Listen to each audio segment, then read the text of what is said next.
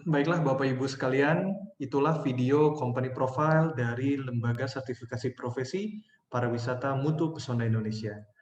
Selanjutnya, kita akan masuk ke dalam sesi utama dari National Webinar Series ke-22, Strategi Inovasi Bisnis Hotel dalam menghadapi pandemi COVID-19. Sebelum kita masuk ke dalam acara utama dari webinar ini, kami akan membacakan sedikit profil dari pembicara yang spesial pada pagi hari ini. Beliau merupakan General Hotel Manager dari Hotel Surya Boutique Hotel dan Apartemen Simpang 5 Semarang. Beliau juga merupakan Eksekutif Community Training dan Education dari IHGM DPD Jawa Tengah. Beliau merupakan Eksekutif Committee dari DPP HFLA Indonesia. Beliau merupakan advisor dari HFLA DPD Jawa Tengah, dan juga beliau adalah juri LKS Hotel Reception tingkat Jawa Tengah pada tahun 2020. Nah, sebelum kita masuk ke bincang interaktif bersama dengan keynote speaker kita, mari kita saksikan bersama video company profile dari Surya Boutique Hotel.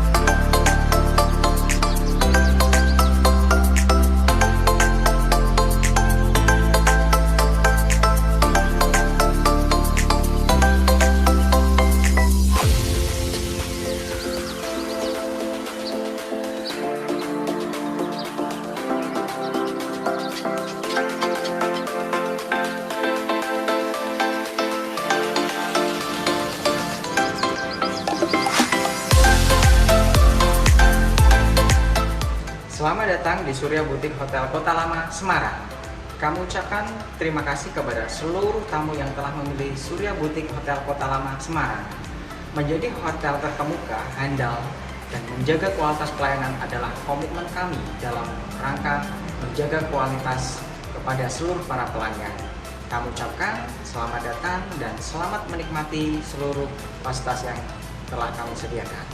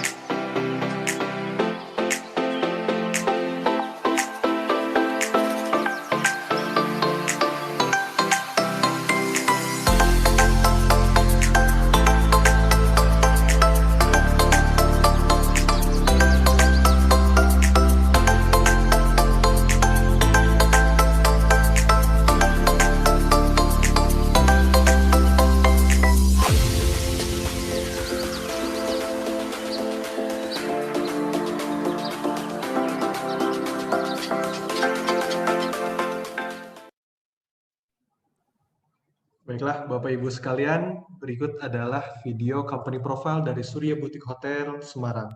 Tanpa berlama-lama lagi, mari kita saksikan bersama bincang interaktif antara moderator kami, Pak Wiji Budiarto, dengan keynote speaker kita yang sangat spesial pada pagi hari ini, Bapak Mardi Tri Sutrisno. Kepada Pak Wiji Budiarto, silakan Pak. Baik, terima kasih banyak Pasya, luar biasa. Terima kasih banyak Bapak Ibu semua yang telah hadir pada pagi hari ini. Sekali lagi, salam hormat dari kami. Kemudian kepada Pak Mardi Tri Sutrisno SE selaku keynote speaker kita pada pagi hari ini, terima kasih banyak sudah memberikan kesempatan untuk bergabung kepada kami juga Pak. Bapak Ibu sekalian, pada pagi hari ini tentunya Pak Mardi Tri Sutrisno akan memberikan paparan terkait dengan materi yang akan disampaikan. Tentunya harapannya adalah materi yang akan disampaikan menjadi satu media kita untuk memberikan tambahan ilmu pengetahuan kepada kita semuanya, dan tentunya nanti ada sesi tanya jawab atas materi atau mungkin di luar dari materi yang ada. Materi yang akan disampaikan yaitu strategi inovasi bisnis hotel dalam menghadapi pandemi COVID-19. Pak Mardi, tentunya kami melihat materi yang akan disampaikan sangat baik sekali dan bagus sekali untuk kita sama-sama simak Pak. Ada waktu 45 menit ke depan bisa bergabung dalam paparan materi yang Bapak berikan Pak. Tentunya waktu dan tempat kami persilakan. Silakan Pak Mardi.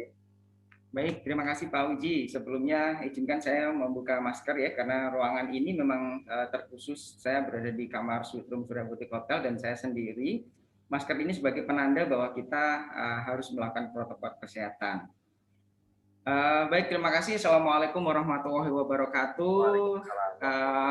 Selamat pagi Pak Uji, selamat pagi rekan-rekan semua. Salam sehat, salam bahagia, dan tentunya suatu kebahagiaan pada pagi hari ini saya bisa berada di dalam satu nuansa yang luar biasa. Namun tentunya sebelum saya mau memulai, izinkan juga saya memberikan pantun nih, karena saya lihat tadi ada beberapa yang sudah view video insan pariwisata, saya lihat kok senyumnya masih kurang, terus kemudian masih ada yang ngantuk-ngantuk. Nah ini biar lebih semangat nih Pak, gitu ya Pak Uji ya. Izinkan saya memberikan pantun. Pantun ini spesial dibuat dari Semarang, yaitu webinar dengan mutu wisata yang ngisi Surya Boutique, yang ngisi Hotel Surya. Meskipun saat ini kita mengalami pandemik yang luar biasa, insan pariwisata harus bersyukur dan bahagia. Waduh, luar biasa. Terima kasih banyak Pak. Gitu ya. Nah itu ada mulai yang udah senyum-senyum nih. Pandemi nggak ada masalah, kita mesti tetap harus bersyukur dan bahagia. Baik Bapak Ibu yang saya hormati, yang saya banggakan, saat ini saya berkumpul dengan orang-orang yang luar biasa. Kenapa saya katakan luar biasa? Karena memang tanpa memberikan satu statement apapun sudah terbukti bahwa kita itu bisa bertahan sampai dengan saat ini. Nah, ada dua hal nanti yang akan saya sampaikan di sesi pertama, yaitu tentang bagaimana cara menghadapi pandemi COVID ini, dan yang kedua adalah strateginya nanti kayak gimana, proses recovery bisnisnya kayak gimana. Nah, ada satu hal yang cukup menarik memang terkait dengan webinar Pak Wiji. Saya juga sudah mengikuti dari mulai menteri, dari mulai CEO, dari mulai macam-macam.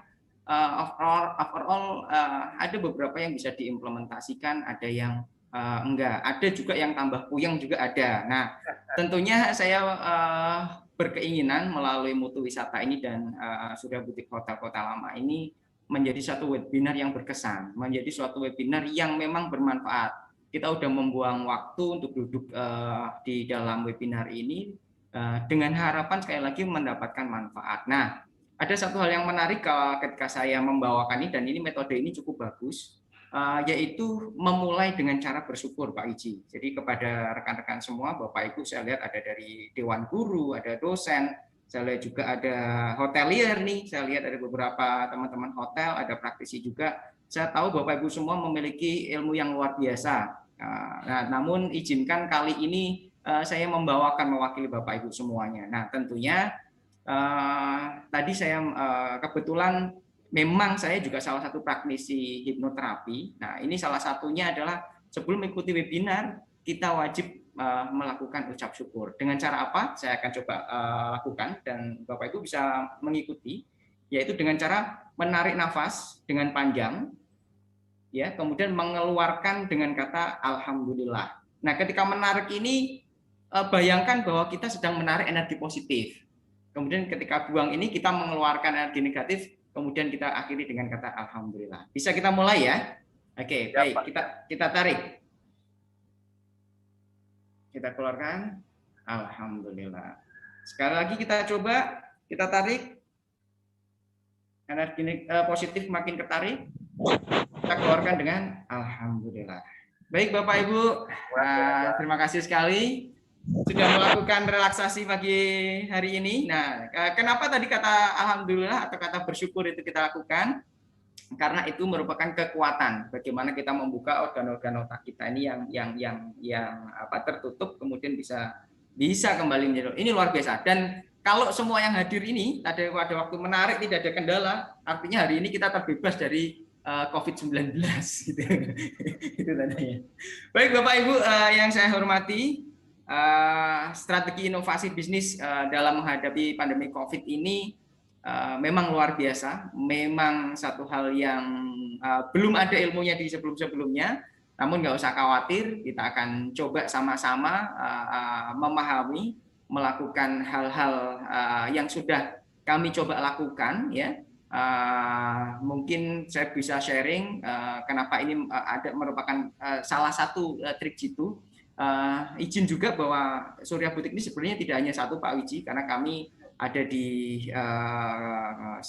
Jalan Mambonjol, Kota Lama, Semarang. Kemudian kami juga mengelola apartemen yang ada di Simpang 5. Kemudian kami juga memiliki unit yang ada di Kota Salatiga. Kemudian kita juga untuk grup kami, sister company ada di Pangandaran juga. Dan Surya Butik Hotel ini doakan di 2021 ini di saat pandemi ini kami juga akan mengembangkan beberapa villa, yaitu ada di Banjarnegara 1 dan insya Allah lagi Peningsun ini kita ada di daerah Kopeng juga. Mohon doanya semoga meskipun pandemi kayak gini tentunya kita mesti tetap produktif. Baik Bapak Ibu, kita mungkin bisa ke slide selanjutnya. Kita akan coba lihat. Ya, sesi 1 menyikapi tentang pandemi COVID-19. Baik, kita lanjut. Nah, Bapak Ibu sekalian yang saya hormati, pembukanya ini adalah dari 100 orang yang ingin menang, terjadi 95% gagal, dan 5% ini menjadi pemenang. Ini terbukti sekali. Hal ini bukan semata-mata melakukan satu ucapan atau tulisan. Ini saya coba juga dalam rangka ketika saya mengisi beberapa training, beberapa webinar, ya, dan juga saya analisa melalui tim saya. Nah, salah satunya adalah begini, kenapa tadi saya bilang, kenapa harus merendahkan sikap syukur, kenapa kita meskipun ilmu banyak ketika ada satu ilmu kita harus menurunkan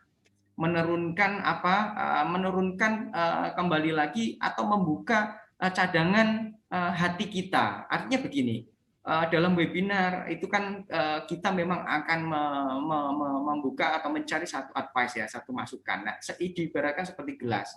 Ketika gelas ini, ya Bapak Ibu semua, ketika gelas ini sebelum kita aku ini ilmunya udah tinggi nih, aku ini ya nggak akan masuk ilmu itu.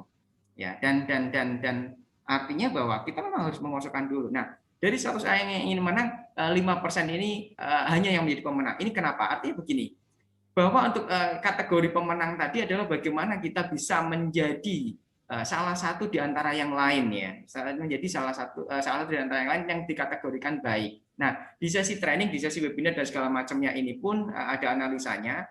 Orang-orang yang mengikuti webinar, orang-orang yang mengikuti training, orang-orang yang meminta advice ini memiliki beberapa kategori. Kategori yang pertama adalah kategori yang excellent, Bapak Ibu semua. Tentunya mereka bisa menangkap secara jitu, secara detail semua apa yang disampaikan oleh yang pemberi dari narasumber tersebut dan memperaplikasikan dengan jago. Dengan kata lain, dia bisa merecord dengan daya tangkap itu kurang lebih 2 bulan. Ya, ada yang selanjutnya yaitu memiliki satu daya tangkap yang medium. Dia hanya bisa bertahan memiliki satu daya tangkap hanya bertahan jangka waktu 2 minggu. Tapi ada juga yang paling bawah, yaitu apa? Memiliki daya tangkap hanya 2 jam, tapi masih lumayan 2 jam.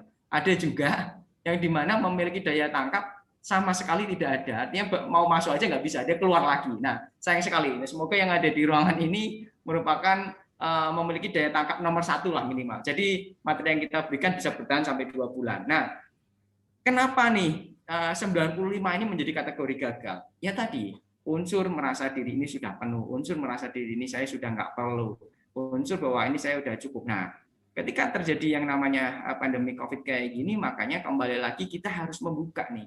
Kita lihat dulu nih, kayak gimana sih gitu. Jangan keburu-buru ya, kita akan pelajari untuk bisa memenangkan kayak gimana sih. Nah, ini yang harus kita lakukan. Oke, next kita akan masuk ke slide berikutnya. Ya, nah 90% penyakit yang akut ini bersumber dari pikiran kita. Nah, kenapa tadi salah satunya kenapa kita bersyukur? Bagaimana cara mengatasinya? Nah, ini nanti akan disebutkan. Nah, bahwa dari 95 itu tadi ya, kan 90 ini ada bersumber dari rasa pikiran kita gitu. Dari rasa yang kita punya gitu. Jadi beberapa penyakit yang tambah, beberapa ini segala macam berbicara tentang pandemi COVID ini sendiri kan merupakan satu hal yang memang sangat-sangat ditakutkan ya. Ya, nah itu pada dasarnya ketika kita memiliki satu pandangan yang luas, memiliki bagaimana sih memiliki satu pemikiran yang benar terhadap ini, maka kita akan gampang sekali untuk nanti bersikap gitu. Artinya begini, bicara COVID ini sekali lagi kita harus bisa menempatkan bagaimana yang dinamakan COVID.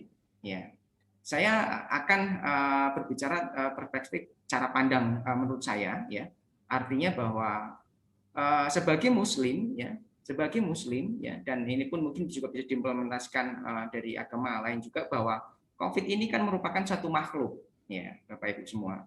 COVID ini merupakan satu makhluk. Artinya makhluk ini memiliki bahan dasar yang tidak bisa apa-apa. Kayak kita ini kan makhluk nih. Sebenarnya kita ini nggak bisa apa-apa.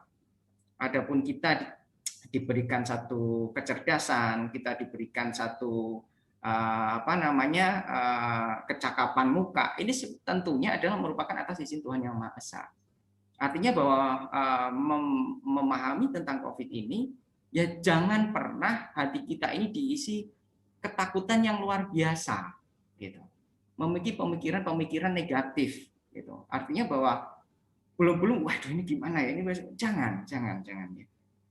Posisikan bahwa COVID itu merupakan satu makhluk. Adapun dia bisa menjadi penyebab mematikan orang, menjadikan pandemi, dia bisa menjadikan suatu hal yang berbahaya. Itu berarti merupakan satu izin dari Tuhan Yang Maha Esa, dari Allah Subhanahu Wa Taala. Sehingga ketika sudah memposisikan itu, artinya bahwa jangan pernah kita memberikan ketakutan kita kepada Tuhan ini, ya, di bawah ketakutan kita terhadap COVID ini. Nah, seandainya gimana nanti, seandainya kita ini kemudian dari sisi diri kita, keluarga kita, atau saudara kita, kemudian ada yang terpapar, ya nggak usah bingung, ikutin aja anjuran pemerintah, ikutin aja apa yang sudah menjadi ahli terapkan, kemudian kita berikhtiar sekuat tenaga. Ya, nah ini yang terpenting. Jangan pernah, karena kan bahaya sekali, Pak Uji, sempat di beberapa saya meneliti di waktu awal bahwa fobia di lingkungan itu sangat luar biasa. Bahkan saya bilang seperti memandang orang terpapar COVID itu kayak najis. Orang ketemu aja nggak mau. Sebenarnya kan nggak seperti itu. Banyak sekali program-program pemerintah seperti kalau di Jawa Tengah ada Joko Tonggo. Mestinya perlakuannya ketika ada yang terpapar, apa yang dilakuin? Kita yang punya rezeki bisa datang ke rumahnya, memberikan asupan makanan, gizi atau segala macamnya. Nah, namun aktualnya justru mereka itu malah takut. Nah, sebagai orang yang kita berpendidikan, sebagai orang yang berilmu, artinya bahwa mensikapi COVID ini harus benar-benar dengan ilmu juga seperti itu. Nah, maka hal tersebut tidak boleh kembali lagi memposisikan COVID tadi yang terlalu luar biasa, ya, yang terlalu luar biasa.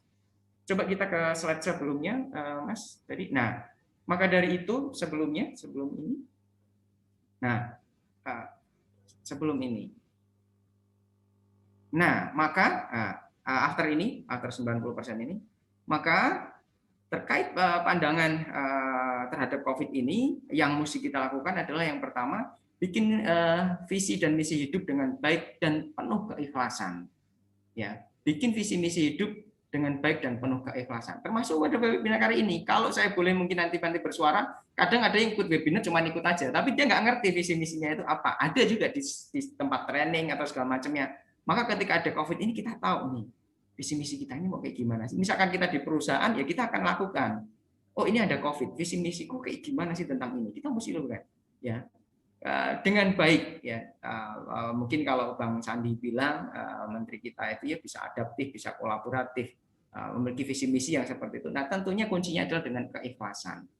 Artinya bahwa karena ini bisa berdampak dengan semuanya. Ketika nanti sudah ada rasa ikhlas, ini kita ngejalaninya enak sekali.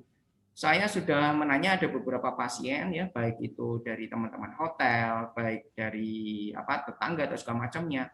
Salah satu proses penyembuhan yang paling akurat adalah ketika pasien tersebut merasa ikhlas. Oh sudah, ini memang takdirnya Allah Subhanahu Wa Taala.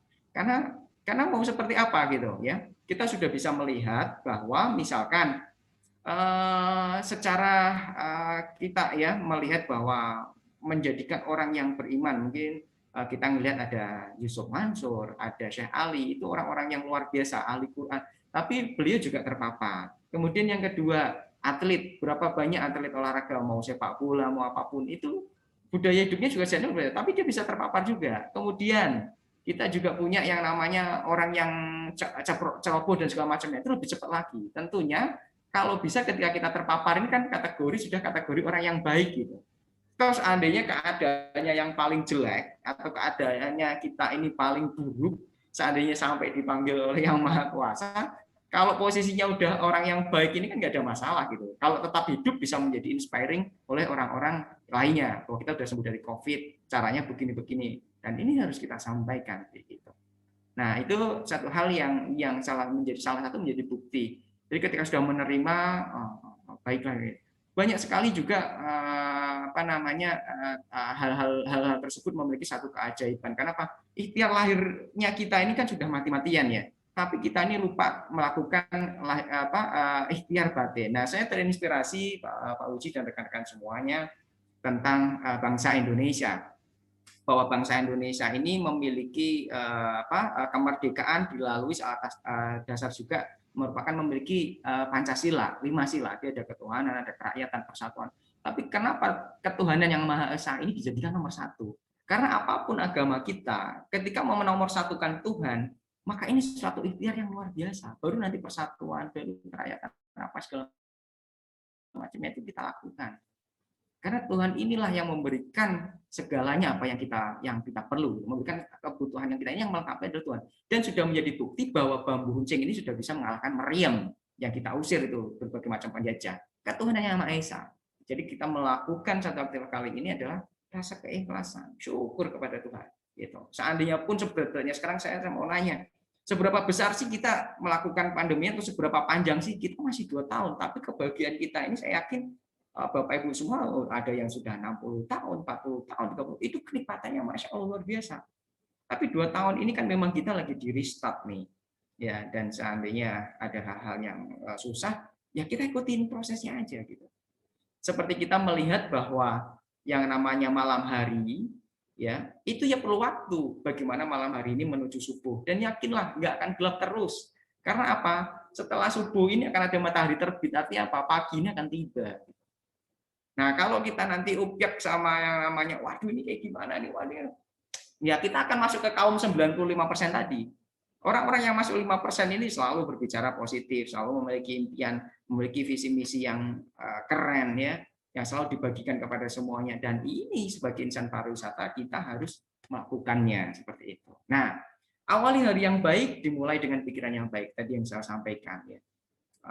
Jangan kita pernah melakukan satu hal ya yang dimana waduh kok hidup saya kok jadinya seperti ini ya, kok ini kok repot ya, ini dari gimana, wah ini. Pertanyaannya sekarang, apakah ketika kita bangun tidur itu kembali lagi ya, pernah nggak sih kita dibangunkan ini dalam keadaan yang benar-benar kembali lagi memberikan satu rasa syukur kepada Tuhan Yang Maha Esa. Alhamdulillah ya Allah, hari ini saya sudah ditemukan pagi lagi. Karena orang tidur itu sebenarnya kodratnya seperti orang meninggal. Coba kita bayangkan, ketika kita tidur itu padahal ada istri kita, ada anak kita dengar nggak sih mereka ngomong, kita tahu nggak sih mereka lagi ngapain. Tidur itu mati yang sementara, Bapak Ibu semuanya. Nah ini kan bahaya sekali nih. Kalau saya nggak dibangunin, nggak atas izin Tuhan, gimana nih? Kita nggak bisa lihat pagi nih. Maka dari itu, ketika dibangunkan, pernah nggak sih kita bersyukur? Alhamdulillah bisa dibangunkan. Mungkin kalau yang Muslim segera ambil air wudhu, kemudian membersihkan badan, kemudian melakukan sholat. Dan di situ starter kita memiliki pikiran baik, meminta kepada Allah, kepada Tuhan Yang Maha Esa. Jangan-jangan satu hari kemarin ini kita nggak pernah minta, ya bangun aja, ocak-ocak mata, gitu, kemudian beraktivitas. Pernah nggak kita membuat pada pagi hari ini, melakukan visi hari ini, Allah saya akan melalui ini, tolong kawal saya, seandainya ada masalah, ya nggak apa-apa, tapi siapin solusinya. Gitu. Sehingga kita dalam rangkaian ini selalu melibatkan Tuhan ya. Saya pakai ikhtiar, pakai masker ini semoga dihindarkan. Jadi langkah-langkah kita ini terprogram dengan baik. Yang jadi masalah kan kita menggelendang aja udah. Tapi begitu ada masalah, help. Kemudian kita menyalahkan atau segala macamnya tentang situasi dan segala macam. Nah ini kan yang jadi bahaya. Ya. Nah tadi selanjutnya ada terus berjuang dengan sebaik-baiknya karena mata rantai hidup ini tidak pernah berhenti sampai di sini. Itulah pentingnya dalam rangka ikhtiar kita. Wah, kenapa sih saya mesti saat ini dituntut terus pakai masker? Kenapa saya mesti melakukan protokol kesehatan? Ya keadaannya memang seperti ini. Gitu kan? Selama masih ada nyawa di kandung badan, ya kita ini pasti menanggapi satu masalah. Orang kita sudah dikubur aja kita masih akan jadi masalah, masih beruntung kita hidup. Karena kalau hidup ini ada bisa ikut remedial, kita masih ikut revisi. Kalau sudah meninggal, ya kita udah nggak bisa ngerevisi. Udah tinggal perhitungannya jadi hajar malahan kita repot. Maka dari itu perjuangan ini harus dilakukan sebaik-baiknya. Ya. Nah, pemikiran positif ini pikirkan hal positif karena pikiran yang positif merupakan kekuatan yang dahsyat yang akan menarik hal-hal yang positif. Coba Bapak Ibu mencoba, boleh deh gitu ya. Satu hal misalkan dalam perjalanan kemudian Bapak Ibu memiliki satu suasana di mana ada kemacetan. Kemudian feeling Ibu ini atau Bapak sekalian, rekan-rekan semua mengambil jalur kiri misalkan. Kemudian pikiran di kita ini, waduh, jangan-jangan macet nih, jangan-jangan macet nih. Kejadian nggak? Kejadian sudah. Tapi ketika kita misalkan belok kiri, tapi Bismillah, semoga kayaknya ini nggak ini deh, kayaknya nggak macet deh, jalan ini bisa deh. Itu ditemukan itu. Hal baik itu ditemukan. Dan ini sudah kami praktekkan. Nah, kemudian perbanyaklah sedekah. Nah, wah gimana nih pandemi buat makan aja susah. Oh, nggak usah takut. Ya, ingatlah bahwa bersedekah ini bukan suatu hal yang hal menjadikan kita 1 dikurangi 1 menjadi 0 gitu ya. Saya sekali lagi bukan berbicara pada pagi hari ini tausiah enggak, tapi ini beberapa praktek-praktek yang saya sudah lakukan. Betapa hebatnya seseorang ketika di masa sulit ini melakukan sedekah. Karena sedekah ini saat ini di pandemi ini kenapa saya juga masukkan ke materi? Karena orang-orang yang hebat lah. Terbukti dari mana Pak Madi? Perusahaan terbesar di dunia memiliki ciri khas berarti perusahaan yang paling besar memiliki satu program CSA, program sedekah. Whatever kita nggak ngerti hotelnya di perusahaan di bidang apapun. Tapi ingat, perusahaan terbesar di dunia sedekahnya pasti paling besar di dunia. Nah, ini juga kita nih, sebisa mungkin apa yang kita miliki, apa yang kita mampu, kuatkan diri kita untuk menjadi orang yang bisa bersedekah. Masalah angka Bapak Ibu sendiri yang tahu gitu. Nah, ini satu hal menjadi hal yang luar biasa. Saya yakin background kita apapun, agama kita apapun, sedekah ini merupakan satu hal yang mulia dan ini harus kita lakukan di saat-saat pandemi seperti ini. Artinya apa? Secara psikologi kita sendiri akan memberikan satu aura positif pada kita. Kita akan melihat bagaimana jadi ada satu hal ya kita bisa coba lihat satu waktu ketika kita berjalan. Kalau kebetulan saya suka goes, Pak Wiji, saya suka lari juga.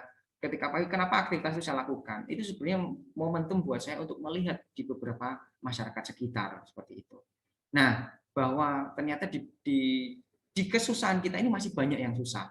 Suatu waktu saya berjalan, kemudian ketemu oleh orang yang mengutin sampah untuk ditukarkan menjadi satu material rongsok itu dibilang, dia membawa jalan kaki dan membawa karung. Satu temuan itu saya kira itu orang sudah susah sekali ya. Tapi kemudian saya berpindah lagi, saya menemukan ada orang yang pekerjaannya sama, tapi 1,5 badan ini stroke, Pak. Jadi kaki kiri nggak bisa jalan, nggak bisa gerak, kaki kiri nggak bisa gerak. Jadi hanya kaki kanan, dia menyeret sambil bawa itu. Bayangkan. Tapi itu masih oke lagi. Kenapa? Saya ketemu lagi, jadi itu berurutan, ya di hari yang sama. Kebetulan ada ibu yang kemudian dia memiliki sakit liver. Dia nggak bisa apa-apa, cuma tidur dan perutnya besar. Betapa ini luar biasa Tuhan memberikan satu kekuatan kepada kita. Sesusah kita nggak ada apa-apanya. Masih banyak sekali di lingkungan kita ini ternyata yang perlu bantuan kita. Sehingga coba kita memiliki satu, karena ini pemikiran-pemikiran orang besar ya. Sekalipun uang kita banyak, kalau kita nggak melakukan ini, nah tentunya ini akan menjadi satu hal yang saya rasa ya kategori kita masih miskin hati. Tapi kalau kita kayak mental kita ini akan teruji. Nah, kemudian cek kembali apa yang sudah dikerjakan. Nah, kita udah bikin visi misi, kita melakukan pikiran baik, kita udah berjuang, kita udah melakukan apa, cek nih satu-satu. Oh, yang kelewat mana nih? Ya, yang kelewat mana nih? Harus mungkin kalau teman-teman hotel ya sempat dididik ya, mungkin kalau yang background-nya ada beberapa reception atau segala macam itu biasanya kan suruh listing tuh, nge-note ya, kemudian ditaruh di komputer apa yang sudah dilakuin, kalau nggak dilakuin atau masih kurang kemudian jamnya habis disampaikan ke briefing, tolong dong ini dikerjakan ya. Nah yang kayak gitu-gitu itu harus ada di kita gitu. Nah cek kembali apa yang sudah kita kerjakan. Nah baru ini kegiatan yang terakhir, berdoa dan pasrahkan semua kepada Ilahi dengan harapan yang terbaik. Tetap harus meminta, ya Allah ya Tuhan, nah ini berikanlah saya yang terbaik atas semua yang sudah saya lakukan, atas pikiran positif yang saya lakukan. Dampingi saya, coba diajakin ngobrol, karena hanya dengan Tuhan, hanya mengingat Tuhan, hanya mengingat Allah, hati kita ini tenang. Ya, kalau mengingat orang lain mungkin keinget kejelekannya kita jadi sakit hati nih. Mengingat mantan, waduh, jadi ingat yang enggak juga gitu kan. Tapi kalau mengingat Tuhan ini asik sekali.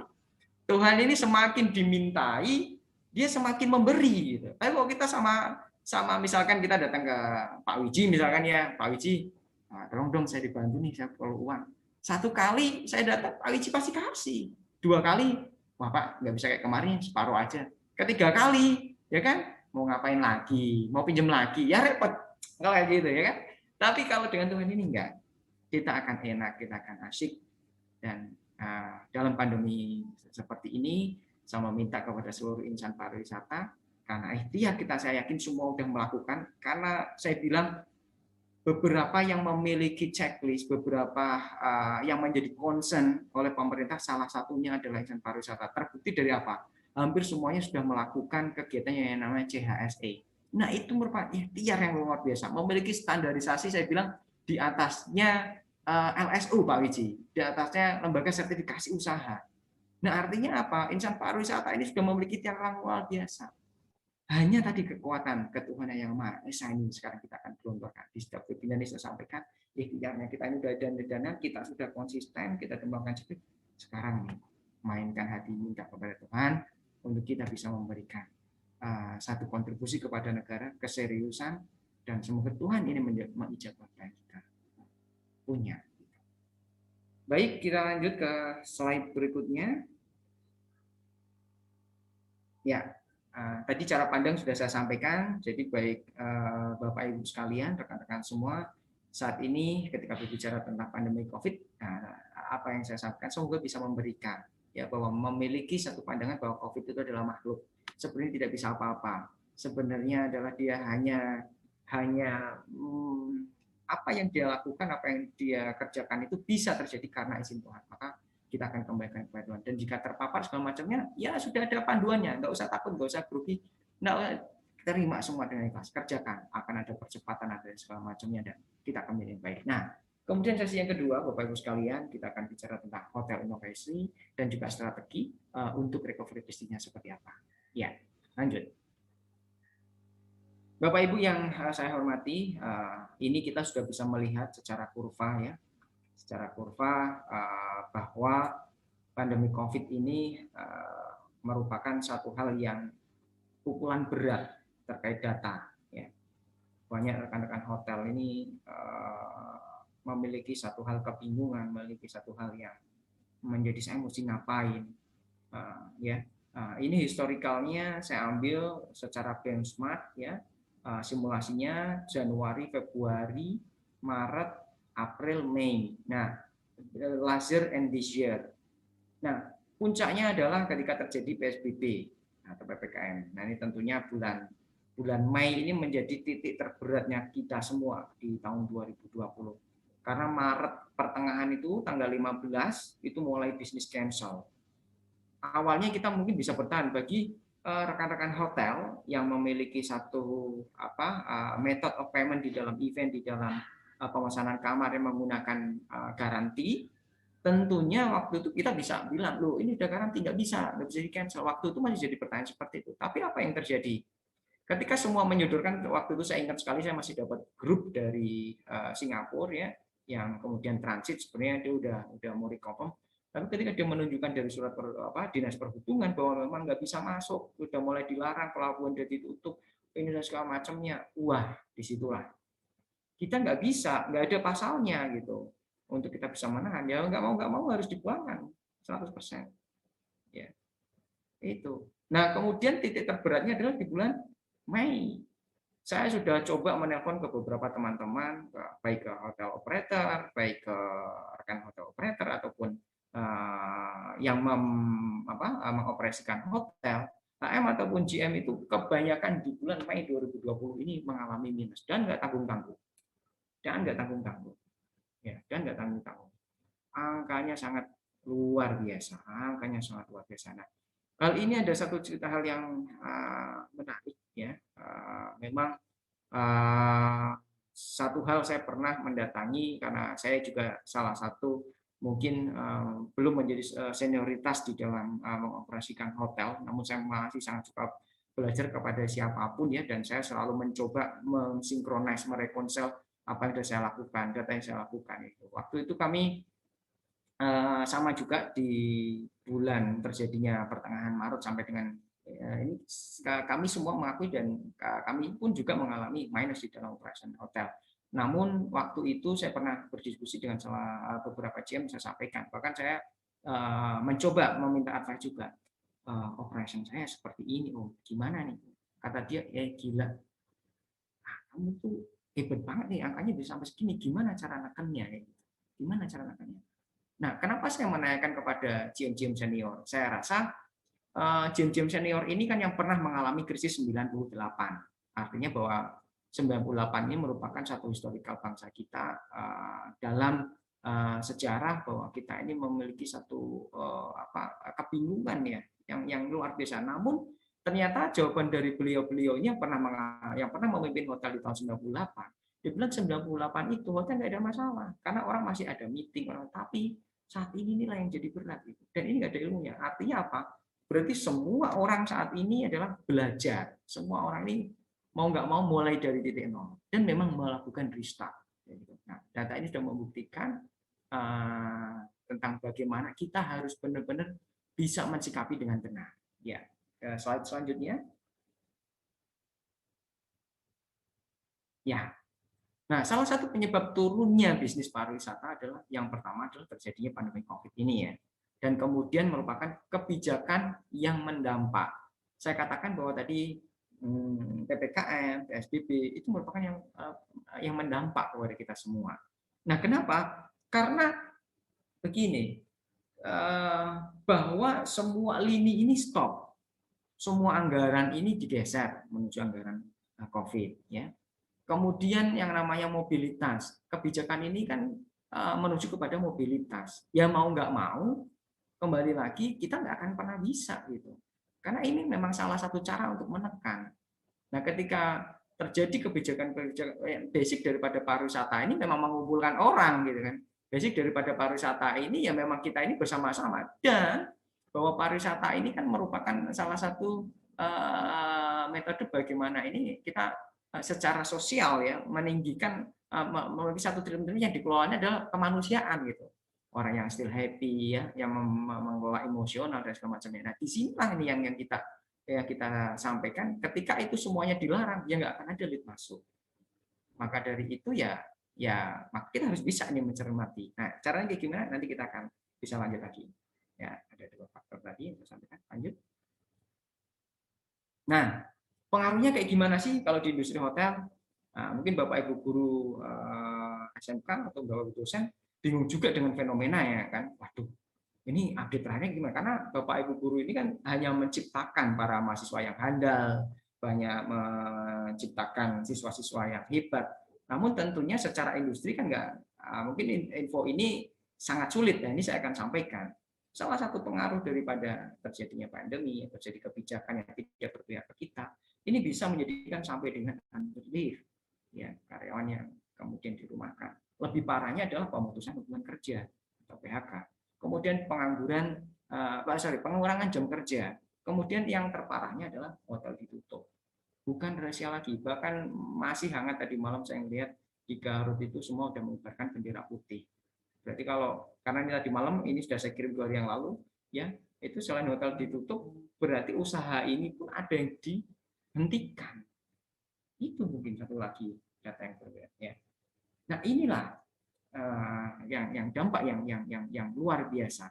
Ya, dan kenapa sampai salah satunya ini menghantam sisi resources gitu kan ya, karena memang mau nggak mau di dalam mengoperasikan hotel ini kan ada 2 beban yang sangat berat ya. Yang pertama adalah bicara tentang energi gitu ya, kita punya listrik ya, yang dimana untuk treatment pool, yang namanya untuk AC, yang itu kan nggak mungkin kita hilangkan. Masa orang check-in lobby tiba-tiba dipanasin, orang mau renang airnya nggak di-treatment, nggak bisa. Maka yang bisa dikurangkan adalah dari sisi apa, resources-nya. Orang dimultifungsikan semuanya, gitu. Nah akhirnya berdampaklah seperti ini. Tapi sebenarnya ini juga satu hal yang berat gitu. Nah, banyak hal melakukan hal tersebut, gitu. Akhirnya terjadilah pemutusan hubungan kerja, pengurangan jam kerja. Banyak sekali. Nah, sampai dengan hotel ditutup. Nah, hal ini memang mau nggak mau terjadi dan kita juga harus mengakuinya. Baik, kita lanjut. Ya, kemudian hal-hal yang terjadi ketika pandemi, setelah semuanya tadi pengaruhnya apa, di dalam hati kita tentunya yang bergerak di bidang hotel pasti memiliki rasa panik. Yang kedua, menutup bisnis sementara waktu. Waduh. Kemudian banyak statement atau prediksi-prediksi. Habis ini paling begini, habis ini kayak gini. Tapi ingat, ada yang di terakhir yang saya tulis, fokus terhadap penanganan. Nah, disinilah saya mengajak seluruh insan pariwisata, panik dihilangkan,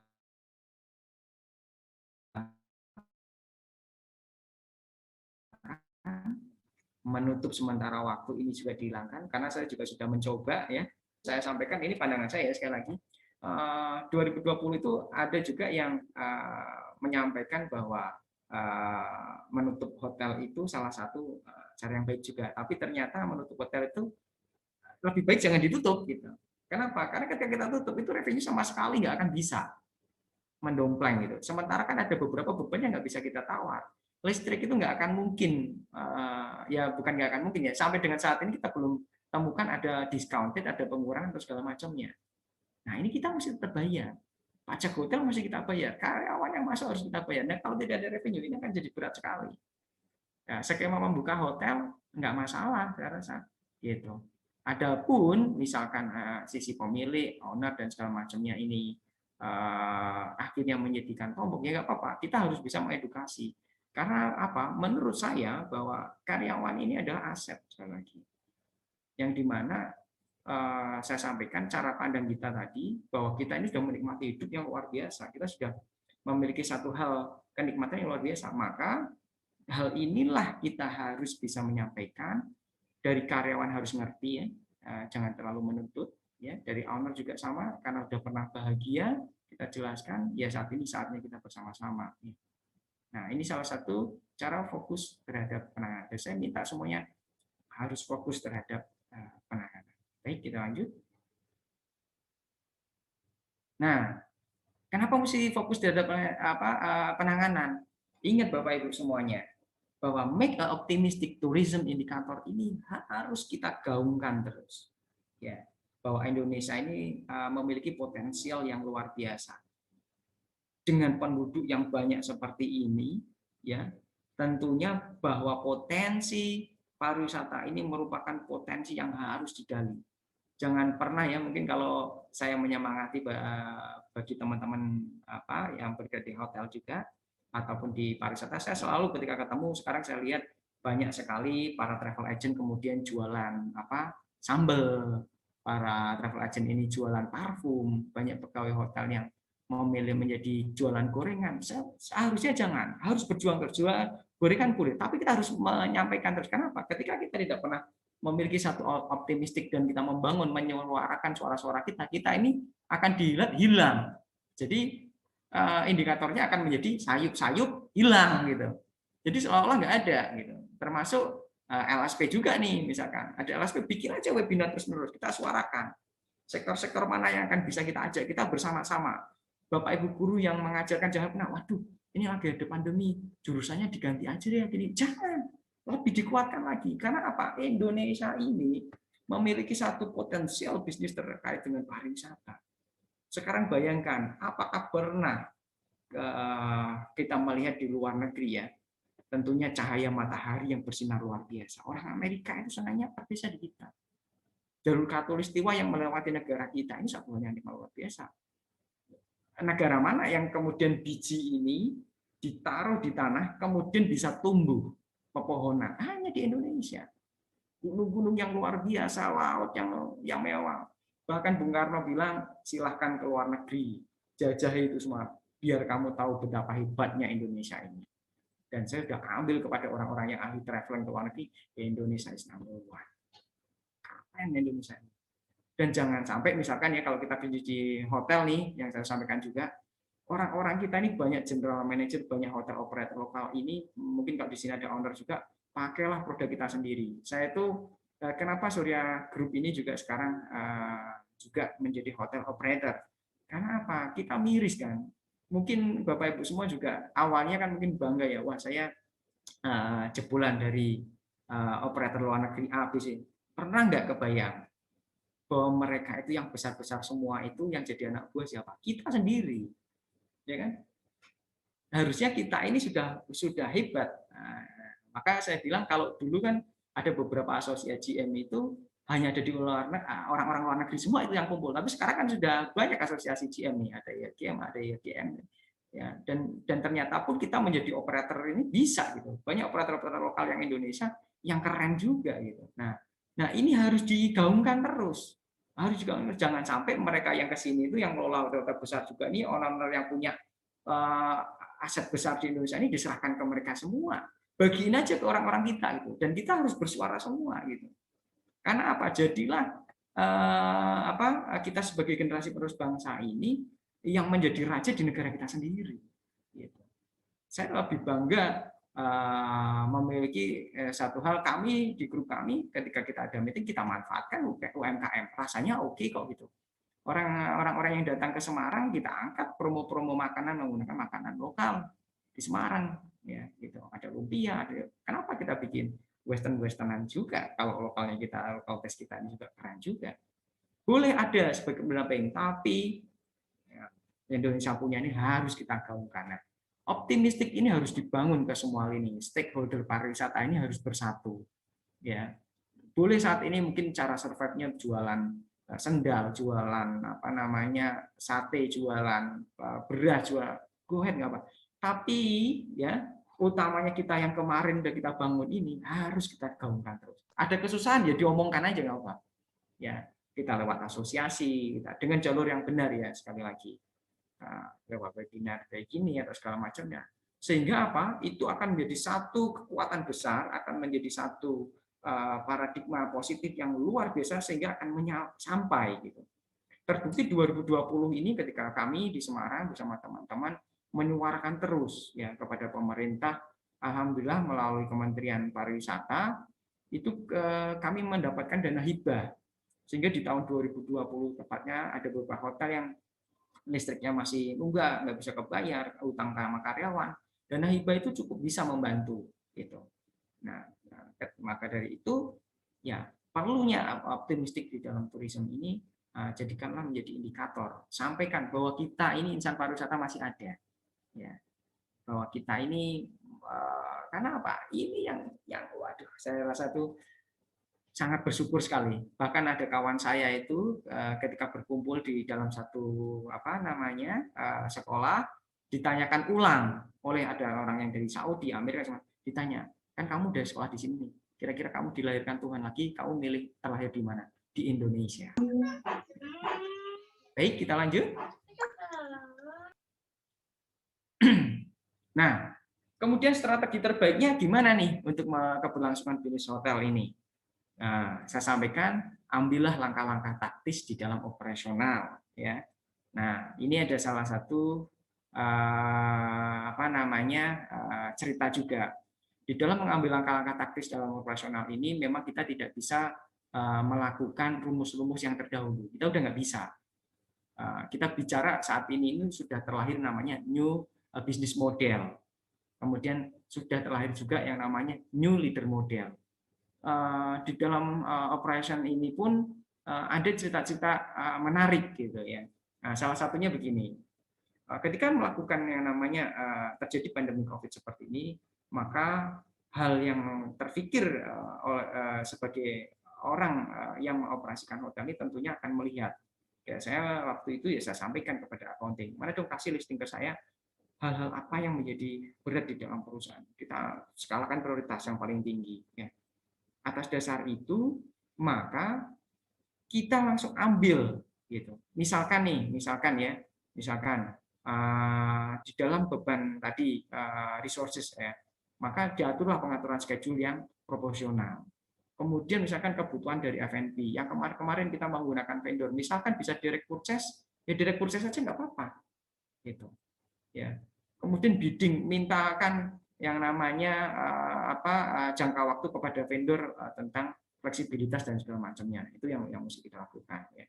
Kemudian melakukan masa pertahanan saat pandemi berlangsung. Nah, ini ada satu hal yang menarik juga. Dalam bertahan ini kembali lagi sifat-sifat yang tadi misalkan nggak bisa ini, kita harus bicara bisa gitu. Kita harus bisa bicara bisa gitu. Satu contoh ketika accounting itu mungkin dari teman-teman hotel ada satu langkah yang namanya market survey ya. Market survey itu untuk mengecek bagaimana sih kenaikan harga dan segala macamnya. Itu kadang dilakukan satu kali. Kita nggak bisa satu kali. Kita bisa harus lebih gitu. Ya. Kemudian mungkin dari teman-teman di dalam F&B karena tadi sudah ada unpaid leave dan segala macamnya kurang, anak-anak accounting ini hanya mengerjakan accounting. Sekarang nggak bisa juga dia dimanfaatkan, coba dilatih, di training untuk menjadi seorang waiter misalkan kalau ceweknya, kalau waitress misalkan kalau dia cewek, kalau laki bisa membantu teman-teman IT dan itu multifungsi itu bisa dilakukan. Kemudian menyiapkan recovery bisnisnya. Recovery bisnis ini kayak gimana? Ada beberapa hal ya untuk cara selain tadi cara bertahan recovery bisnis ini, manajemen risk itu ya dilakukan. Nah, misalkan kayak kemarin, kami ini sebenarnya rekan-rekan semua juga pasti mengerti ya. Bicara tentang target and budget di dalam hotel operation kan ada target and budget ya. Di mana menghitung cost ini misalkan cost of food ini idealnya adalah bisa 30 sampai 32% gitu. Actually ada bisnis nih yang ternyata bisa lebih secara profit ini kita berkurang. Kalau memang itu bisa untuk merecovery kita, ya kita ambil aja udah bisnis itu. Karena memang metode-metode lama ini nggak bisa, parameter target budget jarang sekali ideal bisa dilakukan. Nah, baru kalau semuanya sudah dilakukan, kita harus melakukan momentum dalam keadaan normal. Artinya apa? Normal ini yang saya maksud adalah normal mencari yang namanya pelayanan terbaik. Karena apa? Kalau seandainya secara resources ini berkurang, kan otomatis servicesnya berkurang. Jangan, kita nggak boleh keluarkan. Misalkan ketika semuanya ini otomatis indikator terkait pencapaian kita juga akan turun. Jangan, perspektif kita harus terus gitu. Ya, alhamdulillah Surya Group ini salah satunya Surya Boutique Hotel ini justru di saat pandemi ini kita bisa meraih penghargaan dari TripAdvisor, kita menjadi hotel nomor 1 dari 236 hotel yang ada di Semarang. Justru saat pandemi. Kenapa? Karena disitulah kita tidak mengurangi services bisnisnya, ya bagaimana pelayanan handling komplain dengan benar dan segala macamnya kita cek satu-satu, sehingga dari situ kita memperbaiki ya dan kemudian menghasilkan case review dengan baik, dan Bapak Ibu semua juga bisa cek dan itu bisa menghasilkan pencapaian yang luar biasa. Termasuk langkah-langkah mengikuti CHSE, lakuin aja. Karena itu capek yang harus dikejar. Baik, kita lanjut. Nah, kemudian strateginya apa lagi? Kita harus mengerucut sebagai hotel ini berpikiran memiliki satu pemikiran tentang konsep hotel masa depan. Dulu saya berpikir bahwa sangat masih jauh lah ya bicara tentang digitalisasi. Tapi ternyata apa? Di 2020 ini kita sudah dipaksa bahwa ketika pandemi COVID harus memiliki sistem check-in yang berbeda menggunakan temperatur check digital. Ya, kemudian di saat ini pun kita sebisa mungkin menggunakan mobile check-in yang tidak melakukan sentuhan langsung. Kemudian akan lebih diakui lagi oleh tamu kalau kita punya key mobil barcode. Orang check-in sudah menggunakan RFID, tapi hanya menggunakan handphonenya dia bisa akses ke kamar. Ya, sebenarnya ini konsep hotel masa depan. Kemudian restoran juga sama, dia nggak perlu lagi yang namanya printing, ya, dia nggak perlu lagi menu-menu yang bersentuhan, tapi cukup aja di barcode kita bisa akses lewat mobile kita. Silakan pakai barcode aja. Jadi di mejanya ada barcode menu, kemudian dia bisa isi. Nah, kemudian payment pun dia bisa pakai barcode juga sekarang, gitu kan? Perbankan sudah memfasilitasi, ya, pakai QRIS, semua udah menggunakan payment barcode.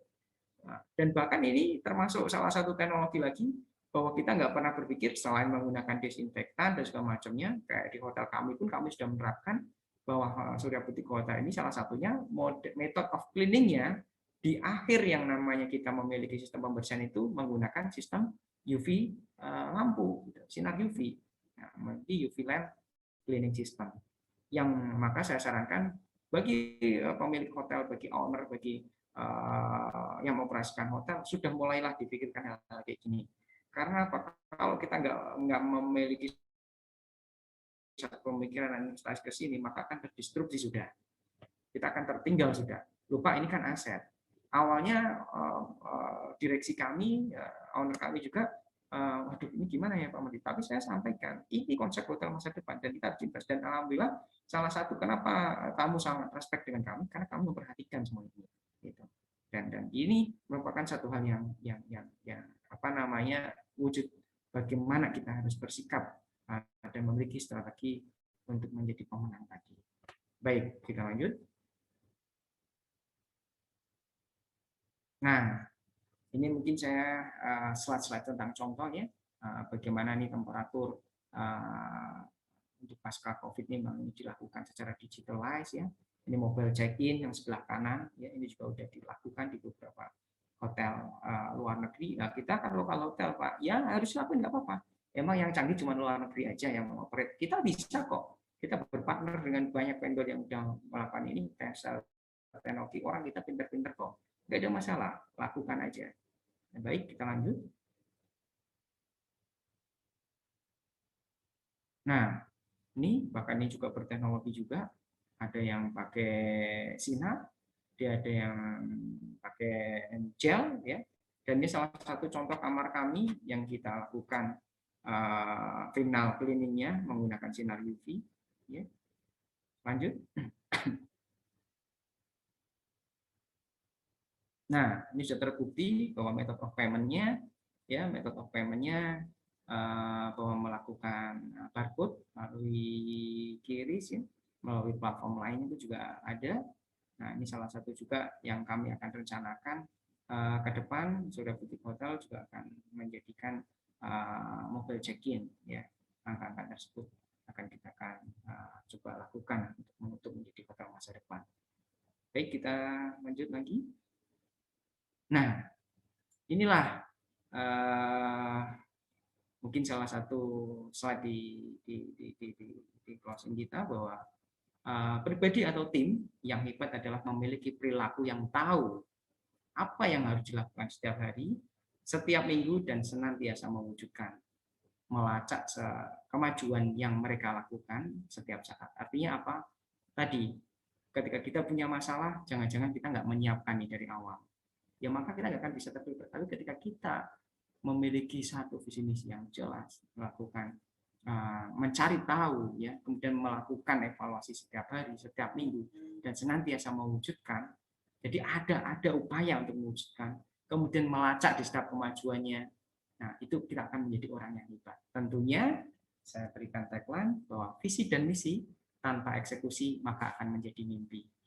Maka dari itu, Bapak Ibu semua, jika sudah memiliki satu perspektif tentang COVID, berbicara tentang strategi dan bisnis hotel yang saat ini tadi saya sampaikan, harus dieksekusi. Karena kalau tidak dieksekusi, semua yang saya sampaikan ini pun tentunya hanya akan menjadi mimpi. Waduh, kemarin kita sudah bisa terbebas dari COVID, lah kita ternyata sudah menjadi tim yang kuat, dan meskipun pandemi kita punya prestasi macam-macam, nah itu ternyata mimpi. Untuk mewujudkan apa?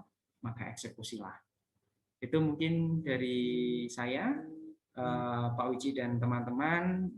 Mungkin juga sebelum nanti ke sesi tanya jawab, ada satu hal yang saya akan bagi, yaitu informasi tentang bagi para penanya terbaik, ya, yang sudah melakukan follow Instagram Surya Butik Hotel, ya, dan juga Mutu Wisata, nanti akan kami berikan voucher complimentary. Jadi mungkin yang ingin staycation di Semarang atau satu saat ingin check-in di Kota Semarang, monggo, kami akan berikan satu voucher menginap di Surya Butik Hotel Kota Lama Semarang.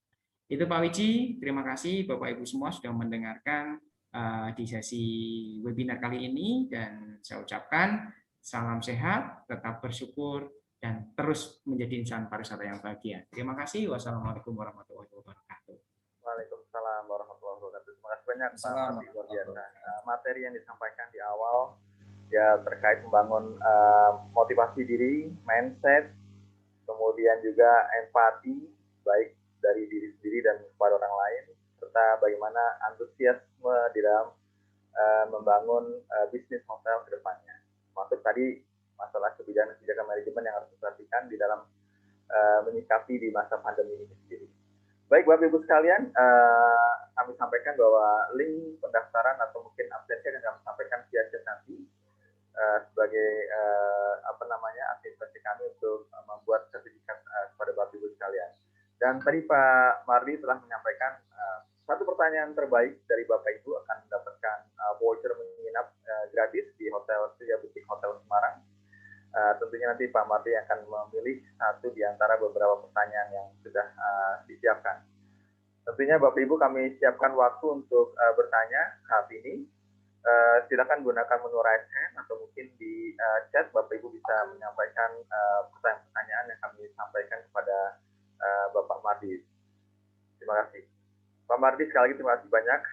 Tentunya materi yang tadi bisa memberikan satu tambahan informasi kepada teman-teman guru, karena yang hadir di sini tentunya kami mengundang banyak dari dunia pendidikan, baik di pendidikan SMK atau menengah atas, atau juga dari akademi, baik dari Makassar maupun dari Medan, itu juga sudah hadir, dan Jakarta demikian juga, dan Semarang, ada dia dari Semarang juga.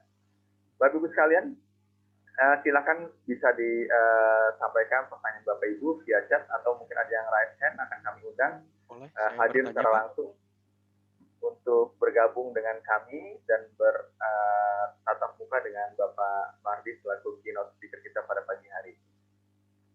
Baik, dari Nadia Putri Maharani dari Universitas Negeri Jakarta, Pak Mardi. Saat pandemi ini, bagi WNI yang pulang dari luar negeri menuju Indonesia harus dikarantina. Nah, beberapa hotel menyediakan paket karantina tersebut. Namun, beredar kabar yang lagi hangat bahwa fasilitas yang ditawarkan hotel untuk karantina tidak sebanding dengan harganya. Seperti rasa makanan yang kurang, namun tidak boleh GoFood, dan sebagainya. Sehingga membentuk persepsi masyarakat bahwa hotel aji mumpung dalam tanda kutip mengambil keuntungan di masa pandemi. Hal ini juga menyebabkan citra masyarakat terhadap hotel jadi kurang baik. Bagaimana tanggapan Bapak terkait hal ini? Terima kasih. Ada satu pertanyaan dari mahasiswa UNJ, Nadia Putri Maharani. Silakan Pak Mardi. Ya, baik. Terima kasih Nadia. Seru ya, ternyata ini salah satu mahasiswa yang concern nih sama isu-isu terkait. Sebenarnya begini, kita bisa menyajikan kalau bicara ini adalah bicara data mestinya Pak Wiji dan Nadia ya. Ya. Nah tentunya tadi harusnya kita sebagai, apalagi kita yang pengamat lah katakanlah ya, kita coba lihat dulu datanya seperti apa. Kategori bahwa merupakan aji mumpung itu adalah ketika memberikan satu hal yang nggak wajar. Karena begini, terjadinya pandemi COVID ini tentunya saya sampaikan bahwa khususnya hotel ini dituntut untuk mendapatkan profit yang sangat minim. Kenapa? Terbukti bahwa sistem cleaning di dalam pengelolaan hotel sudah berbeda. Dulu yang namanya housekeeping tidak dituntut yang namanya harus ada stok disinfektan. Ya, hotel nggak dituntut yang namanya punya sinar UV. Nah, tentunya itu hal yang mahal, aset hotel yang harus diperhitungkan. Nah, kategorinya adalah tentunya manajemen pasti akan memperhitungkan ketika mengkarantina, itu pun berarti kategori dia bisa positif dan juga bisa ada potensi juga bisa terpositif gitu. Misalkan secara tes itu negatif, ada juga meskipun PCR negatif bisa 3 atau 4 hari ini terjadi positif juga setelah PCR-nya lagi gitu. Nah, artinya menurut pandangan saya, ketika manajemen yang baik, maka dia harus memiliki satu sistem proteksi yang tinggi terhadap karyawannya. Kalau hotel itu sudah mengambil dari sisi bisnis yang seperti itu, mau kategori karantina ataupun isoman, manajemen yang baik harus bisa menghadirkan proteksi terhadap karyawannya dengan baik. Artinya apa? Bisa aja pengalokasian harga tersebut juga dalam rangka bagaimana perusahaan tersebut, manajemen tersebut melakukan hal-hal breakdown secara proteksi tadi. Artinya harga itu berapa? Misalkan let's say satu hari terhitung ya, kalau dia bintang 4 atau bintang 5 misalkan menjadi 2,5 juta. Nah, kita bicara mahal itu breakdown-nya apa dulu gitu. Jangan-jangan udah masuk fasilitas PCR aja udah 900.000 kan kayak gitu. Mahalnya dari mana ya kan? Kemudian sistem cleaningnya udah kayak gitu. Belum lagi nanti bayangin kalau staf yang terpapar itu, artinya manajemen ketika memang itu terjadinya di hotel, manajemen kan harus provide nih. Gitu. Manajemennya harus provide gitu terkait dia dalam rangka proses recovery-nya sampai dengan sembuh. Termasuk jika terjadi hal-hal yang tidak diinginkan sampai terjadi kematian misalkan, ini apa yang dilakukan manajemen gitu. Jadi menurut saya kita harus berpandangan secara luas ya. Kita juga harus berbicara data, kemahalannya itu dari mana. Kalau memang harga saat ini di-compare dengan harga normal memang tidak bisa terkait dengan especially menghadapi COVID tersebut gitu. Tapi kalau memang hotel itu tidak mendeklar untuk yang namanya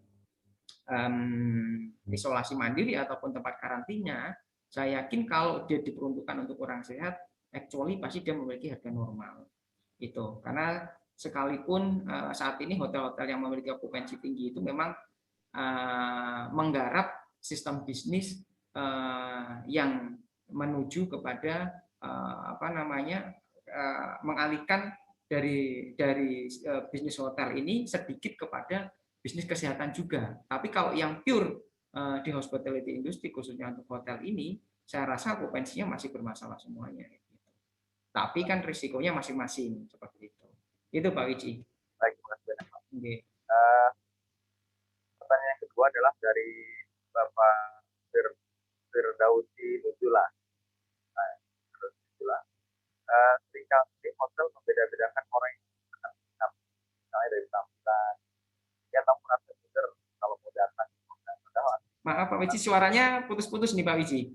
Suaranya kurang jelas. Tes 1 Pak. Ya. Nah ini udah. Ya. Ada pertanyaan dari Firdausi Nuzola yang bertanya mengenai bagaimana menyikapi ketika ada perbedaan dalam penanganan tamu ketika akan menginap di hotel Pak, sehingga membuat tamu itu merasa minder padahal mereka yang hadir memiliki kemampuan untuk membayar gitu Pak. Balik Pak. Baik, jadi Mas Firdaus ya? Iya, Mas Firdaus ya. Nah, begini Mas Firdaus, jadi terkait dengan pelayanan, ini kita sebut sebenarnya oknum ya, jangan pelayanan hotel. Karena kalau ilmu hotel basically yang namanya pelayanan hotel itu number one. Kenapa? Dulu nggak ada bank itu yang memiliki security greeting, memiliki sikap apa namanya seperti security hotel, dan akhirnya hotel ini dijiplak di perbankan, di koperasi, di macam-macam gitu. Sebenarnya yang terlahir pertama kali ya kita ini hotel. Nah, kalau itu sebenarnya adalah oknum. Nah, terkait dengan gimana nih Pak kalau ada kayak gitu? Ya yang oknumnya jelas salah gitu. Jelas salah. Tadi kan saya sampaikan di awal bahwa hotel yang baik juga itu memiliki dari sisi human resources-nya ini salah satunya adalah ketahanan dalam rangka training ya. 48 jam training dalam 1 tahun ini harus dikejar. Ketika training ini, apalagi pandemi COVID kayak gini, pasti terbengkalai ini training ini, sehingga tidak bisa berjalan dengan baik. Ketika training nggak berjalan dengan baik, maka orang turun. Karena apa? Basically tadi kita sampaikan, excellent people itu bisa menahan dalam rangka ilmu itu sampai dengan 2 bulan. Bayangin kalau udah berbulan-bulan hilang. Yang biasa-biasa itu cuma 2 minggu. Nah, yang jelek itu 2 hari. Nah, jangan-jangan yang Mas Firdaus temui ini yang terakhir nih, ya, yang dia nggak bisa nerima di training, tapi kupingnya kanan mau dimasukin ilmu nggak bisa keluar. Nah, ini, jadi saya rasa itu oknum ya. Jadi ketika oknum, salah satu caranya gimana? Sekarang sudah ada case review dan itu bisa dilakukan di mana aja. Misalkan Mas Firdaus memiliki source waktu check-in dari platform OTA, ya tulis saja berdasarkan pengalaman menginap, pasti mereka akan melakukan perbaikan. Misalkan belinya direct booking, itu ada websitenya, bisa aja ditulis di situ. Iya, Google Review juga ada. Jadi langkahnya gitu aja, kita udah fair semuanya nih, nggak ada masalah. Gitu. Ya, terima kasih Pak. Kemudian dari Pak Nuri Hartantio dari SMK ITEK, bagaimana kita meyakinkan para tamu untuk dapat kembali percaya bahwa menginap di hotel merasa aman dan mau menikmati hotel yang ada di hotel itu sendiri, Pak? Mohon maaf Pak Wiji, kok suaranya agak hilang ya? Bentar. Oh ya, dari Pak Nuri Hartantio dari SMK ITEK, menanyakan bagaimana kita meyakinkan para tamu untuk dapat kembali percaya bahwa menginap di hotel merasa aman dan mau menikmati fasilitas hotel, dan strategi apa yang bisa kita terapkan, terutama di masa pandemi COVID-19 ini, Pak? Ya. Jadi tadi Pak Nur ya, Pak Nur ya. Pak Nur ya. Baik Pak Nur Hartantio, terima kasih Pak. Jadi tadi salah satu strategi sudah saya ungkapkan ya. Bisa terciptanya konsep hotel masa depan itu salah satu bagaimana kita melakukan upaya atau meyakinkan customer untuk bahwa hotel ini adalah salah satu garda terdepan yang melindungi para customer-nya. Ya, coba kalau Bapak lihat yang saya sampaikan bahwa kita ini untuk mengoperasikan hotel adalah salah satu yang menjadi konsentrasi pemerintah, diwajibkan untuk melaksanakan yang namanya sertifikasi CHSE. Nah, sertifikasi CHSE tadi tentang cleanliness, healthy, dan environment, dan segala macamnya itu merupakan satu prosesi pengambilan sertifikat yang nggak mudah. Dan tentunya adalah memiliki satu tanggung jawab besar. Sehingga ketika syarat-syarat itu terpenuhi, ketika kita kategori memuaskan, tamu itu akan secara langsung akan melihat bahwa nah inilah tempat terbaik gitu. Kita bisa melakukan campaign juga ya melalui media sosial, melalui pada waktu check-in juga kita sampaikan. Misalkan di unit kami menyampaikan bahwa ketika proses check-in, Bapak Ibu, bahwa hotel kami memiliki sistem pembersihan selain menggunakan desinfektan dan segala macam ini, kita juga melakukan sinar UV. Seandainya Bapak Ibu menemukan sistem pembersihan yang kurang terhadap pegawai kami, di kamar kita masih menyempatkan satu form atau satu announcement boleh meminta recleaning secara gratis. Hanya komplain aja ke FO nih, Mbak, ini kayaknya kurang bersih. Itu kita lakukan. Nah, itu salah satu metode-metode yang kita bisa sampaikan kepada tamu. Begitu Pak Wiji. Lagi dari Pak Sukrisyam. Pak Sukrisyam dari SMK Perhotelan. Sebagai guru SMK, ini terkait dengan masalah on the job training, Pak. Ya. Mereka risau terhadap perkembangan dunia perhotelan saat masa pandemi ini, terkait dengan PKL siswa yang banyak dan ditolak oleh hotel. Waduh. Untuk mereka masa on the job training selama 6 bulan. Bagaimana menghilangkan image negatif orang tua siswa terhadap SMK perhotelan di masa pandemi ini? Nah, ini kan karena banyak yang penolakan hotel atau dunia industri, Pak, begitu. Wah, Karena ini juga terkait dengan siswa yang akan menuju ke dunia industri perhotelan ke depan, gitu, Pak. Silakan. waduh. Ini karena nggak ketemu sama Surya Hotel ya. Jawabannya begini, Surya Hotel gitu ya. Alhamdulillah, Pak siapa tadi Pak? Maaf. Pak Sukrisyam.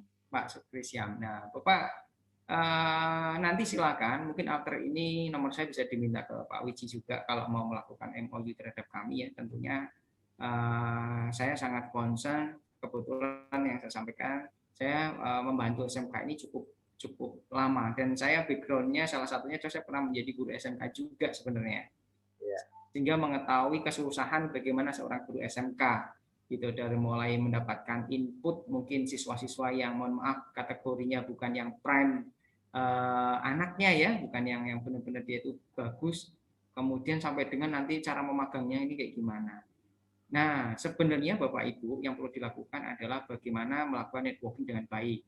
Ya, buka MOU seluas-luasnya. Ini kalau belum sama Surya, bikin aja sama Surya. Nah, kalau dengan Surya ini, misalkan Bapak Ibu nanti di kami kuotanya penuh, kami juga akan membantu dari rekan-rekan, karena saya juga ada di IHGM, Indonesia General Manager, saya selaku Training and Education, jadi kami tidak hanya membuntukan di situ, tapi akan kami coba tawarkan ke GM-GM lain, apakah unit-unit hotel di dalam asosiasi tersebut masih membutuhkan atau enggak gitu. Nah, artinya perspektif tadi seperti kita menghadapi satu pandemi COVID tadi, jangan panik gitu. Oh, berarti perspektifnya apa? Networking saya kurang nih, harus dilebarin lagi kemana kayak gitu. Nah, terus pertanyaan yang kedua adalah gimana Pak perspektif kepada orang tua? Nah, pertanyaan saya juga, apakah brand image SMK perhotelan ini sudah dibentuk apa belum gitu.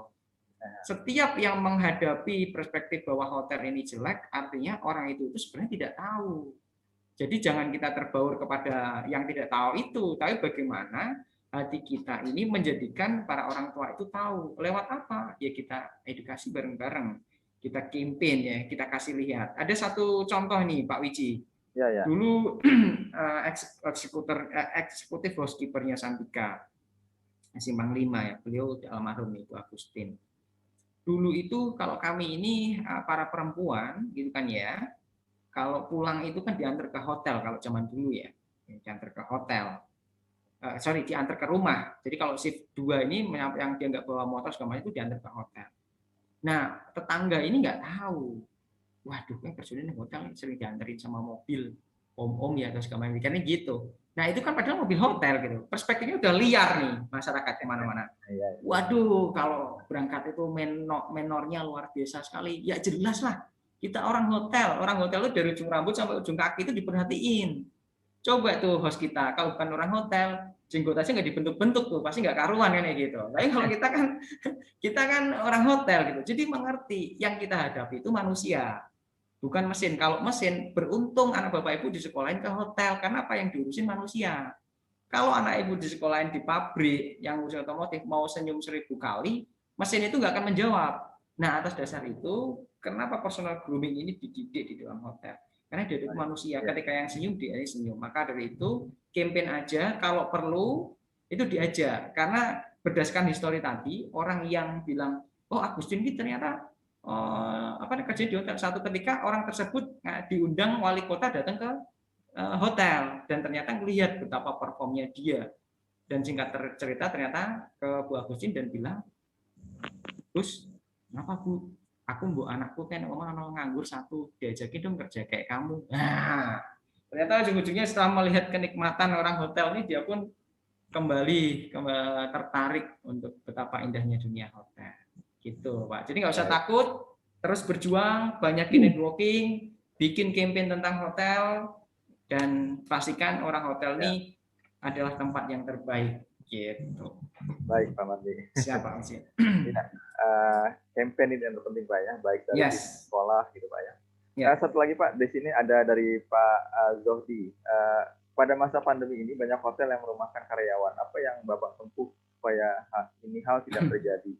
Apakah gaji yang dibayarkan hanya gaji pokok saja atau seperti apa kebijakan manajemen yang memang dilaksanakan? Ya, jadi di grup kami, saya memang sebelum melakukan kebijakan itu, saya sempat tanya-tanya kan. Nah, kebanyakan memang para manajemen hotel ini memberlakukan hal tersebut gitu. Karena memang mau nggak mau tadi indikatornya adalah kita ini beban terberat adalah dari energi, kemudian resources nih, manusianya gitu kan. Kalau orang cekin AC mau dimatiin kan nggak mungkin, otomatis kan. Dan waktu atas hal tersebut, maka waktu kami dipanggil direksi ataupun owner, saya sampaikan bahwa saat ini kita dipanggil, saya ditanya apa strategi Bapak, saya bilang saya nggak akan memphk-kan. Selama pandemi COVID ini tidak ada satupun karyawan kami yang kami PHK-kan. Jadi strateginya adalah kita akan melakukan unpaid leave, ya, yang dimana kita akan terukur dalam sebagai pimpinan kita harus mengerti berapa potensi forecasting yang kita punya dalam sisi revenue, dan disitulah nanti kita bersama-sama dan jadikanlah contoh. Misalkan kalau anak buahnya mau dikurangi, ya maka saya akan bilang, saya kumpulkan enggak cuma kalian yang unpaid leave, tapi saya selaku orang nomor satu di sini saya juga akan kena unpaid leave gitu. Sehingga ini satu rasa satu sama harus dilakukan. Rasa pengertian dan rasa syukur itu dulu yang harus kita tanamkan, dan menjadi, kenapa saya bilang ada new leader model, karena nggak bisa kita jadi pemimpin yang cuman gaya-gayaan, nggak bisa. Ketika nanti Bapak Ibu ini juga sama ya, ataupun rekan-rekan semua, ketika memang kita ada diamanai menjadi seorang pemimpin ini, pemimpin yang baik ini adalah kebijakan yang ditelurkan kemudian menghasilkan satu senyuman, ini senyumannya harus dicek apakah senyumnya itu kehadirannya karena terpaksa, ya, karena ada kita, atau karena memang bahagia. Dan sepahit-pahitnya kebijakan itu, kalau bisa kita harus bisa merasakan. Anak buahnya kita kayak gimana, kita bisa merasakan. Dia kena unpaid nih, gajinya dipotong, ya kita kena unpaid juga. Dan ketika kita bisa bisnis ini tumbuh, ya harus bilang tumbuh. Dan ini harus disampaikan juga kepada owner, ya, kepada direksi juga. Dan 3 prinsipal ini harus kita lakukan sama-sama untuk bisa menciptakan happy to employee, happy to customer, and happy to owner. Itu Pak Rizky. Baik, terima kasih banyak Pak. Ya. Baik, ini luar biasa pertanyaan-pertanyaan yang ada, namun mungkin kita akan tambahkan 2 pertanyaan terbaik saja Pak, yang mungkin yang bisa disampaikan. Dengan tidak mengurangi rasa hormat kami kepada Bapak Ibu dengan antusias yang ada untuk mengikuti kegiatan pada pagi hari ini. Baik Bapak Ibu, Pak Mardi, ini ada Pak Kevin bertanya Pak, bagaimana solusi terbaik di masa pandemi COVID, khususnya pada bisnis hotel, resort Pak, begitu, di kawasan pantai yang ada di Indonesia ini, karena secara umum bahwa penjualan kamar dan makanan minuman serta paket wisata mengalami kesulitan. Nah, ini bagaimana sikap kita atau manajemen di dalam menyikapi masalah yang ada, khususnya dalam masa pandemi ini, Pak. Tapi di sini fokusnya di resort, Pak, gitu. Yes, sebenarnya baik resort ataupun city hotel, ya, langkah-langkah yang tadi saya sampaikan merupakan salah satu cara gitu. Ada rekan saya juga yang di Makassar, dia kelola juga cukup luar biasa ya, karena memang hotel itu connecting dengan yang namanya sama pantai gitu. Artinya bahwa langkah-langkah tadi tentang kefokusan kita terhadap operation itu memang harus benar-benar dilakukan. Artinya apa? Misalkan dari sisi reorganization, ya, bahwa kita punya satu struktur organisasi yang cukup gemuk, mungkin dulu sampai dengan training dewi segala macamnya ini kita provide. Ya kalau memang tamunya nggak ada, ya kita harus difokuskan lagi kan, mana yang fungsi gitu. Kayak tadi mungkin awalnya accounting kami juga tanya, ayo keluar kita bantu anak-anak FB. Pak, saya masih nggak bisa, accounting mau ngurusin apa, jam 8 itu bank belum buka, mau buka apa? FB karena memang sudah nggak ada orang dewi, hanya ada orang-orang pokok, ya kita harus fokus. Orang saya juga hotel manajer kadang juga serve tamu kok gitu. Ketika orang nomor 1 aktif, maka ya menteri-menterinya pasti akan aktif. Saya bilang tadi, new leader model, nggak bisa. Karena kalau zaman dulu kan, ya misalkan kita itu ngedengar suara sepatu GM lewat aja itu, mungkin staff itu pada takut semua. Telepon masuk berdering ya di hotel kita itu geser-geser, ini angkat nih. Karena takut kita. Gitu. Kita dulu jadi GM itu ada masalah, kita panggil ke office, kamu bisa nyelesain nggak? Nggak, kalau nggak bisa. Ya. Tapi sekarang kita harus turun langsung seperti itu. Metode-metode itu harus kita lakukan ya gitu. reorganisasi tadi dilakukan, kemudian di-recheck lagi apa yang menjadi beban operasi tertinggi ini kita peta-petani kan gitu. Misalkan dari sisi F&B juga ada hal yang besar ya. Kalau memang kita lakukan kebutuhannya misalkan breakfast itu turunnya sekian puluh persen ya, kemudian memang dilakukan saat ini juga pandemi itu yang awalnya mungkin konsepnya buffet harus delivery ke kamar, ya delivery aja kan pos juga bukan menolong gitu. Kalau minta tolong ke vendor untuk keringanan kita bisa membayar lebih molor itu juga dilakukan. Terus kemudian kalau memang ada direct purchase yang bisa kita lakukan, direct purchase saja nggak masalah. Karena harganya pasti lebih murah. Accounting harus lebih hebat lagi, lebih atraktif lagi. Seperti itu. Potensial bisnis yang secara target and budget sebenarnya nggak masuk selama itu masih ada profit yang cukup, ya kita take it aja. Yang saya sampaikan tadi, parameter cost of food yang ada di target and budget yang awalnya idealnya ada sekian-sekian, nggak bisa kita ambil gitu. Ya, yang bisa buat kita survive tadi, ya ambil aja. Yang bisa kita untuk recovery, ambil aja. Sama juga komunikasi secara internal, baik ke karyawan ataupun ke owner harus disampaikan. Gitu. Ya kita realistis aja kan. Misalkan owner ini memiliki 5 hotel. 5 hotel itu kan nggak mungkin dibangun dalam satu kali kan gitu. Terlahir dari satu hotel pertama, hotel kedua. Artinya apa? Kemesraan ini kan sudah cukup panjang. Gitu. Jadi ketika menghadapi ini minta tolong secara ngomongin dari hati ke hati, kita ini dalam rangka memang saat ini berjuang bersama-sama. Karyawan juga sama. Jangan nuntut terus gitu. Oh saya ini, ya memang ini keadaannya. Bagaimana kita bersama-sama justru momentum, bagaimana kita bisa menunjukkan menjadi pemenang. Artinya apa? Setiap tamu yang masuk harus dihargai. Setiap tamu yang ada harus kita lakukan dengan baik. Adapun permasalahan misalnya kita perlu bantuan lain, misalkan komunikasi dengan anggota dewan, komunikasi dengan pemerintah daerah, ya dilakukan. Terbukti kemarin di Semarang ini salah satu yang bisa menolong di tahun 2020 adalah karena kita dekat juga dengan dewan, kita dekat juga dengan pemerintah, akhirnya pun ada dana yang bisa dikucurkan dari pemerintah pusat melalui Kementerian Pariwisata dengan program dana hibah tadi. Perspektif tadi, pikiran positif, ketika kita bilang nggak bisa, ya sudah selesai, nggak akan bisa. Tapi kalau kita, oh ini bisa nih, celahnya di mana? Dan saya yakin Bapak Ibu semua juga yang dipercaya dalam mengoperasikan hotelnya pastinya lebih tahu daripada saya. Gitu Pak Uji. Baik, terima kasih banyak Pak. Okay. Baik, satu pertanyaan. Memang ada beberapa pertanyaan yang sama dengan sebelumnya, sehingga kami skip saja. Di sini ada satu pertanyaan terkait dengan ini Pak, fasilitas tambahan mengenai daftar room gitu loh. Nah ini kan terkait dengan masalah bagaimana menyikapi kondisi yang ada di masa pandemi ini, meyakinkan bahwa setiap tamu yang hadir atau mungkin yang sedang dan akan keluar dari hotel itu memang terdeteksi dalam kondisi yang baik. Pertanyaan ini dari Pak Iwan Salambai. Saya mau tanya deh Pak, apa mungkin satu lagi fasilitas hotel untuk kemudian customer itu daftar room ditambah dengan fasilitas kesehatan rapid test. Silakan. Kebijakan manajemen seperti apa nih mengenai hal ini Pak? Ini salah satu tambahan fasilitas hotel Pak. Baik, jadi begini. Kalau di kami salah satu kenapa CHSE kami ini kategori adalah salah satu nilai kami itu 99% Pak. Ada satu pendukung terkait dengan kesehatan itu adalah kita sih nggak terlalu aktif seperti itu, tapi sebenarnya hotel bisa bekerja sama dengan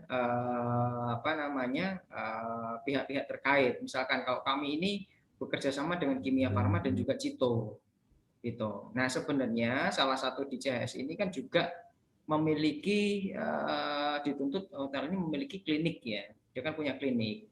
Nah salah satu SOP yang kami lakukan, misalkan di dalam proses check-in kita memiliki indikasi bahwa orang tersebut misalkan secara temperatur dia di atas 37,5, maka tamu tersebut akan kita transitkan.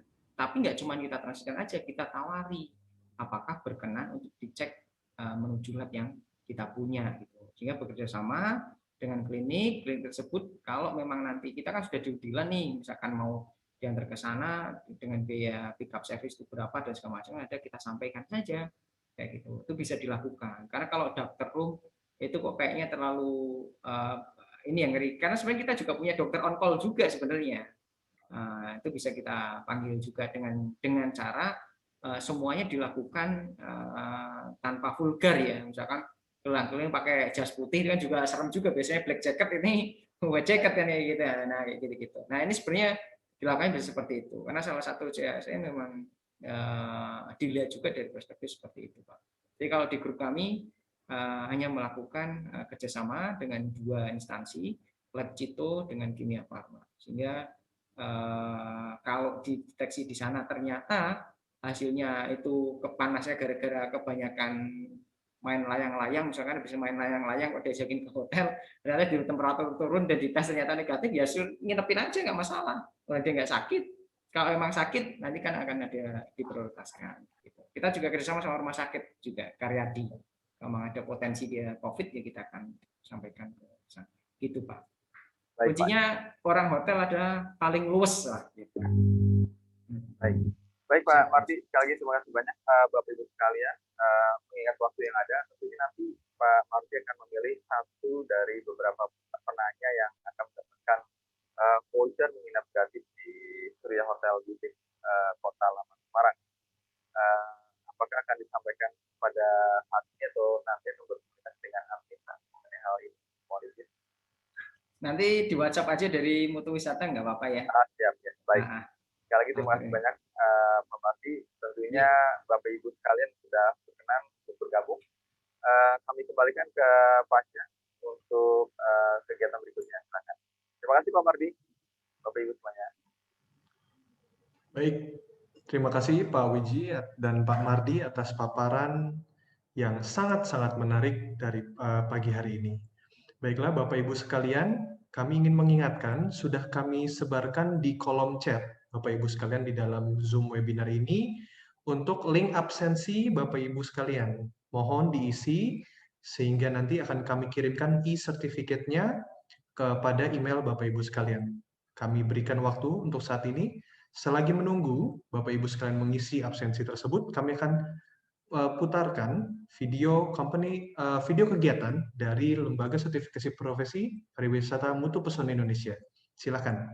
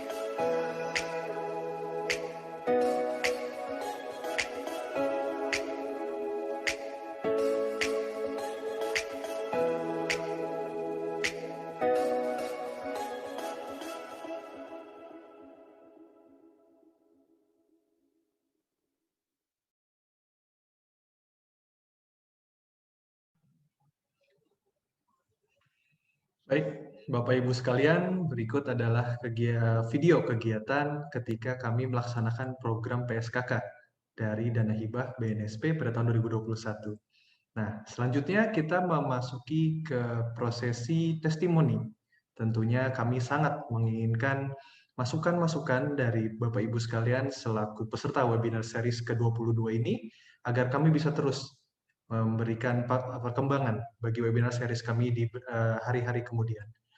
Kami akan mengundang salah satu peserta webinar series yang sudah kami pilih salah satunya, yaitu Bapak Teguh Septu Udin. Kepada Bapak Teguh Septu Udin, kami perkenankan untuk membuka videonya dan bisa memberikan testimoninya, Pak, untuk kegiatan kita di pagi hingga siang hari ini.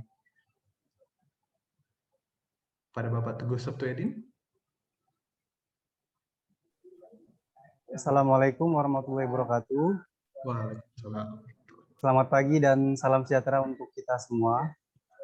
Saya mengucapkan terima kasih telah mengizinkan atau mengikut sertakan saya dalam acara webinar ya, National Webinar Series 22. Saya sangat mengucapkan banyak terima kasih karena webinar yang diadakan oleh Pak Wiji, ada juga narasumber Pak Mardi ya. Salam Bapak, serta Pak Pasya. Pada pagi hari ini sangat bermanfaat ya. Terkhusus saya dari Kota Singkawang yang baru 1 hari kemarin mengalami PPKM ya. PPKM di Kota Singkawang. Ada beberapa wisata yang ditutup, termasuk industri perhotelan. Nah, di webinar kali ini saya mendapatkan ilmu yang sangat bermanfaat terkait strategi inovasi yang telah disampaikan Bapak Mardi ya, selaku GM dari Hotel Surya Butik Hotel Semarang. Saya mendapatkan banyak begitu manfaat bagaimana cara menangani, menyikapi keadaan pandemi COVID-19 ini terhadap industri perhotelan yang sedang dijalani. Kebetulan sekali saya merupakan tenaga pendidik di SMK Negeri 2 Singkawang untuk jurusan perhotelan. Saya juga berkontribusi juga menjalin hubungan dengan industri perhotelan ya. Di sini kami juga sangat kesulitan untuk menurunkan siswa pada saat program kerja lapangan. Namun terdapat beberapa hotel yang telah menjalankan protokol kesehatan, mulai dari teknologi yang telah Bapak sampaikan tadi, ada pendeteksi suhu yang sudah otomatis, sistem check-in yang sudah menggunakan barcode. Jadi beberapa hotel telah menerima siswa-siswi kami yang sebelumnya kesulitan untuk terjun ke industri perhotelan. Seperti itu. Nah, mungkin saya selaku peserta di webinar National Webinar Series ke-22 ini mengucapkan terima kasih banyak atas ilmu, manfaat, strategi inovasi yang telah disampaikan Bapak Mardi Sutrisno ya. Seperti itu. Saya berharap National Webinar ini terus berlangsung untuk menyembatani kami dalam menangani pandemi COVID-19 untuk kedepannya. Mungkin hanya itu yang dapat saya sampaikan. Mohon maaf atas segala kekurangan. Saya akhiri. Assalamualaikum warahmatullahi wabarakatuh. Waalaikumsalam. Terima kasih Bapak Teguh Septuudin atas testimoninya. Kami sangat berharap Bapak bisa dapat bergabung bersama kami lagi di National Webinar Series ke-23 nantinya. Selanjutnya kami ingin mendengarkan testimoni dari Bapak Indra Raja Guguk. Kami akan mengundang Bapak Indra Raja Guguk untuk bisa hadir memberikan testimoninya. Bapak Indra, apa kabar Pak? Apa kabar Pak? Selamat pagi semuanya. Terima kasih atas waktunya. Ya Pak, silakan Pak testimoninya Pak. Ya, selamat pagi semua. Damai sejahtera untuk kita semua. Terima kasih atas waktu yang diberikan dan juga kesempatan dari Pak Wiji, ini rekan saya, kerabat saya, sahabat saya, partner saya juga di industri dan juga pendidikan. Salam kenal Pak Mardi. Terima kasih Pak atas kesempatan mendengarkan semua yang Bapak berikan pada hari ini. Ini merupakan energi positif Pak untuk kita semua. Untuk diketahui saya merupakan praktisi dan juga saya di akademisi. saya juga di asosiasi juga, sama seperti dengan Pak Wiji dan rekan-rekan dan juga Pak Mardi. Jadi ini kegiatan hari ini benar-benar memotivasi saya sendiri dan juga untuk semua. Semoga kegiatan-kegiatan ini dapat dilakukan lebih dan lebih sering lagi dengan tema-tema yang benar-benar up to date, dan seperti yang hari ini sangat-sangat up to date dengan apa yang sudah dipaparkan oleh Pak Mardi. Kebetulan saya juga bergabung di local chain hotel, Pak Mardi. Jadi kita sama, Pak. Kita benar-benar mencintai Indonesia. Saya banyak pengalaman di luar negeri, tapi kembali lagi saya ke Indonesia, saya sangat-sangat mencintai Indonesia. Saya harus bangga dengan Indonesia, karena Indonesia itu sangat-sangat lebih daripada negara lain, dan saya akui kita itu orang-orang pekerja keras, dan tidak hanya pekerja keras, kita harus menyeimbangkan dengan skill dan juga keterampilan lainnya. Jadi LSP yang ada saat ini, kebetulan saya juga punya LPK dan juga LSP. Jadi LSP saat ini sangat-sangat membantu kita untuk mensertifikasi sehingga kita kompeten dalam bidang-bidang yang kita hadapi. Dan untuk SMK, saya juga sudah berkeliling ke banyak SMK di provinsi di Indonesia. Semoga SMK tetap maju, tetap kompeten. Semoga apa yang ada saat ini, kejadian ataupun pandemik saat ini, membuat kita beradaptasi. Karena ini yang selalu saya tanamkan dalam hidup saya, dan juga teman-teman ataupun rekan-rekan saya selalu ingat apa yang selalu dikatakan oleh Charles Darwin, bahwa jangan lupa kita harus selalu beradaptasi, karena manusia yang bisa bertahan hanyalah manusia yang bisa beradaptasi. Itu saja yang bisa saya sampaikan. Terima kasih.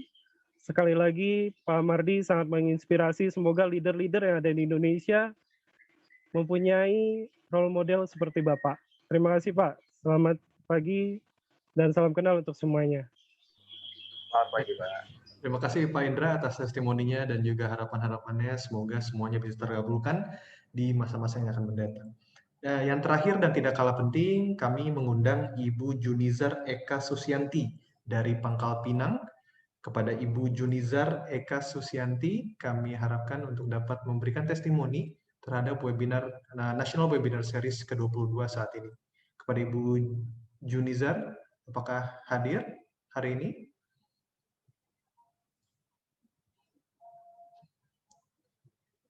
Ibu Junizar Eka Susianti, apakah hadir?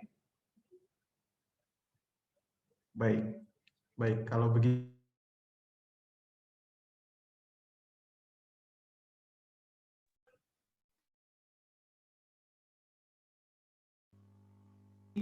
kita akan melanjutkan ke sesi berikutnya, yaitu sesi simbolis penyerahan sertifikat kepada narasumber, kepada Bapak Mardi Trisutrisno.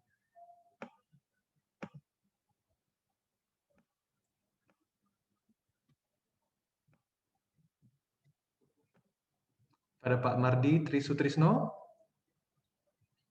kami berikan simbolisnya. Nanti akan kami kirimkan Pak ke email Bapak untuk sertifikatnya.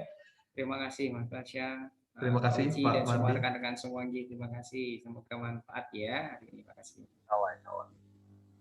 Baik, Pak Mardi Trisutrisno, terima kasih sudah berkenan menjadi keynote speaker kami di webinar series ke-22 dengan judul Strategi Inovasi Bisnis Hotel dalam menghadapi pandemi COVID-19.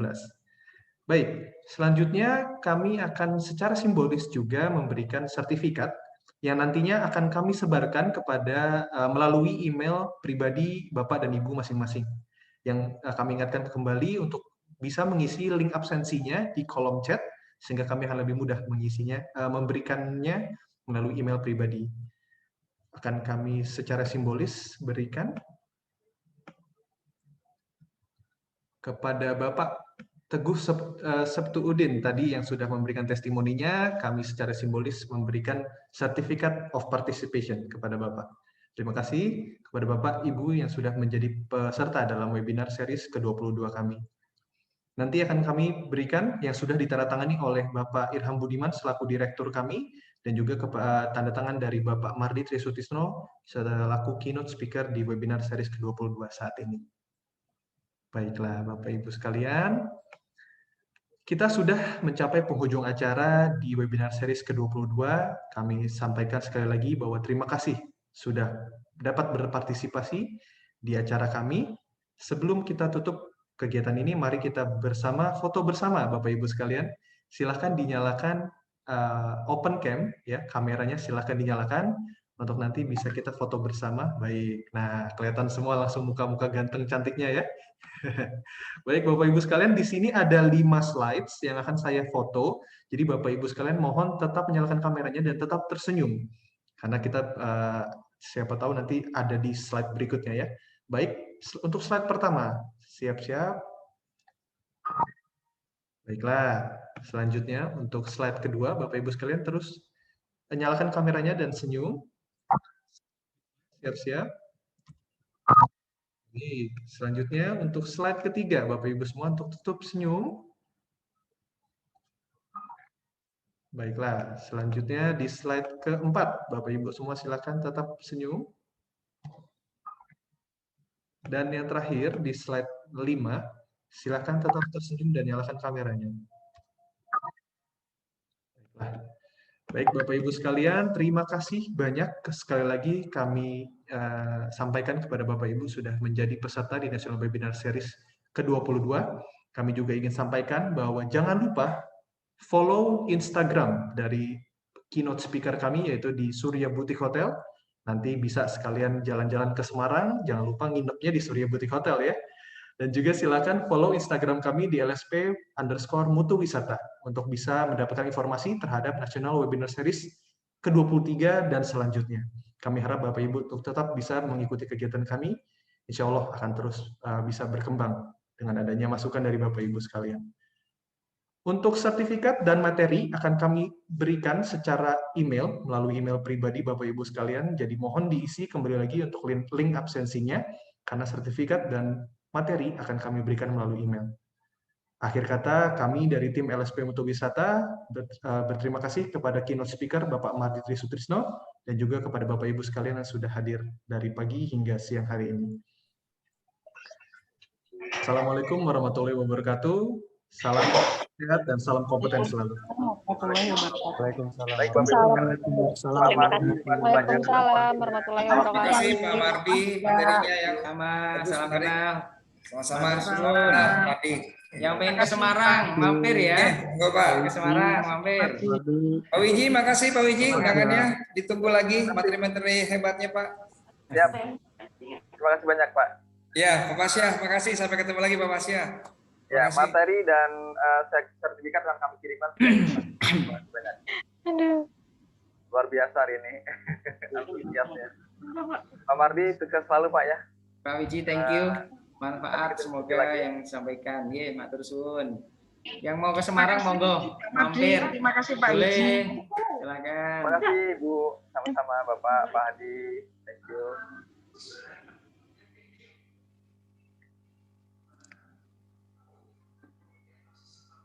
Bagi yang belum mengisi link absensi, silakan Pak Bapak Mardi, sekalian. untuk kegiatan hari ini kita langsung edit kemudian masuk ke YouTube kami Pak ya. Mohon izin Pak ya. Oh, iya, baik Bapak. Makasih Pak. Company profile dari Hotel Surya Pak.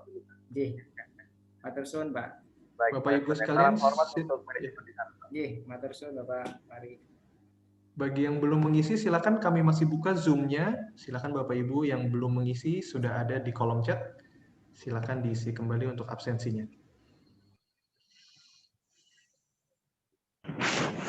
Pak Mardi, Pak Wiji, izin live ya Pak. Terima kasih atas waktunya. Makasih Terima kasih Pak. banyak, Pak. Lagi Pak. Izin pamit. Ya. Rina Semuanya. Moyati, apa Terima kabar? kasih semuanya. Izin pamit. Salam sehat semuanya. Pak Wiji. Ya, Udah lama nggak ketemu ya? Mardi. Pamit Pak ya. Live ya Pak. Terima kasih. ya. Kapan-kapan ikut lagi Bu ya, Bu Rina dengan teman-teman semuanya di Agustus nanti ada narasumber baru lagi begitu. Ya. Pak Wiji. Ya. Kalau udah selesai, mau ke sini atuh. Siap, Bu. Kerjasama dengan kami nanti, Bu, ya, terkait dengan tempat bidik konten. Terima kasih. Ya. Ya. Oke, Ya, Pak. selalu ya. Silakan ditunggu sampai terakhir. Masih ada 59.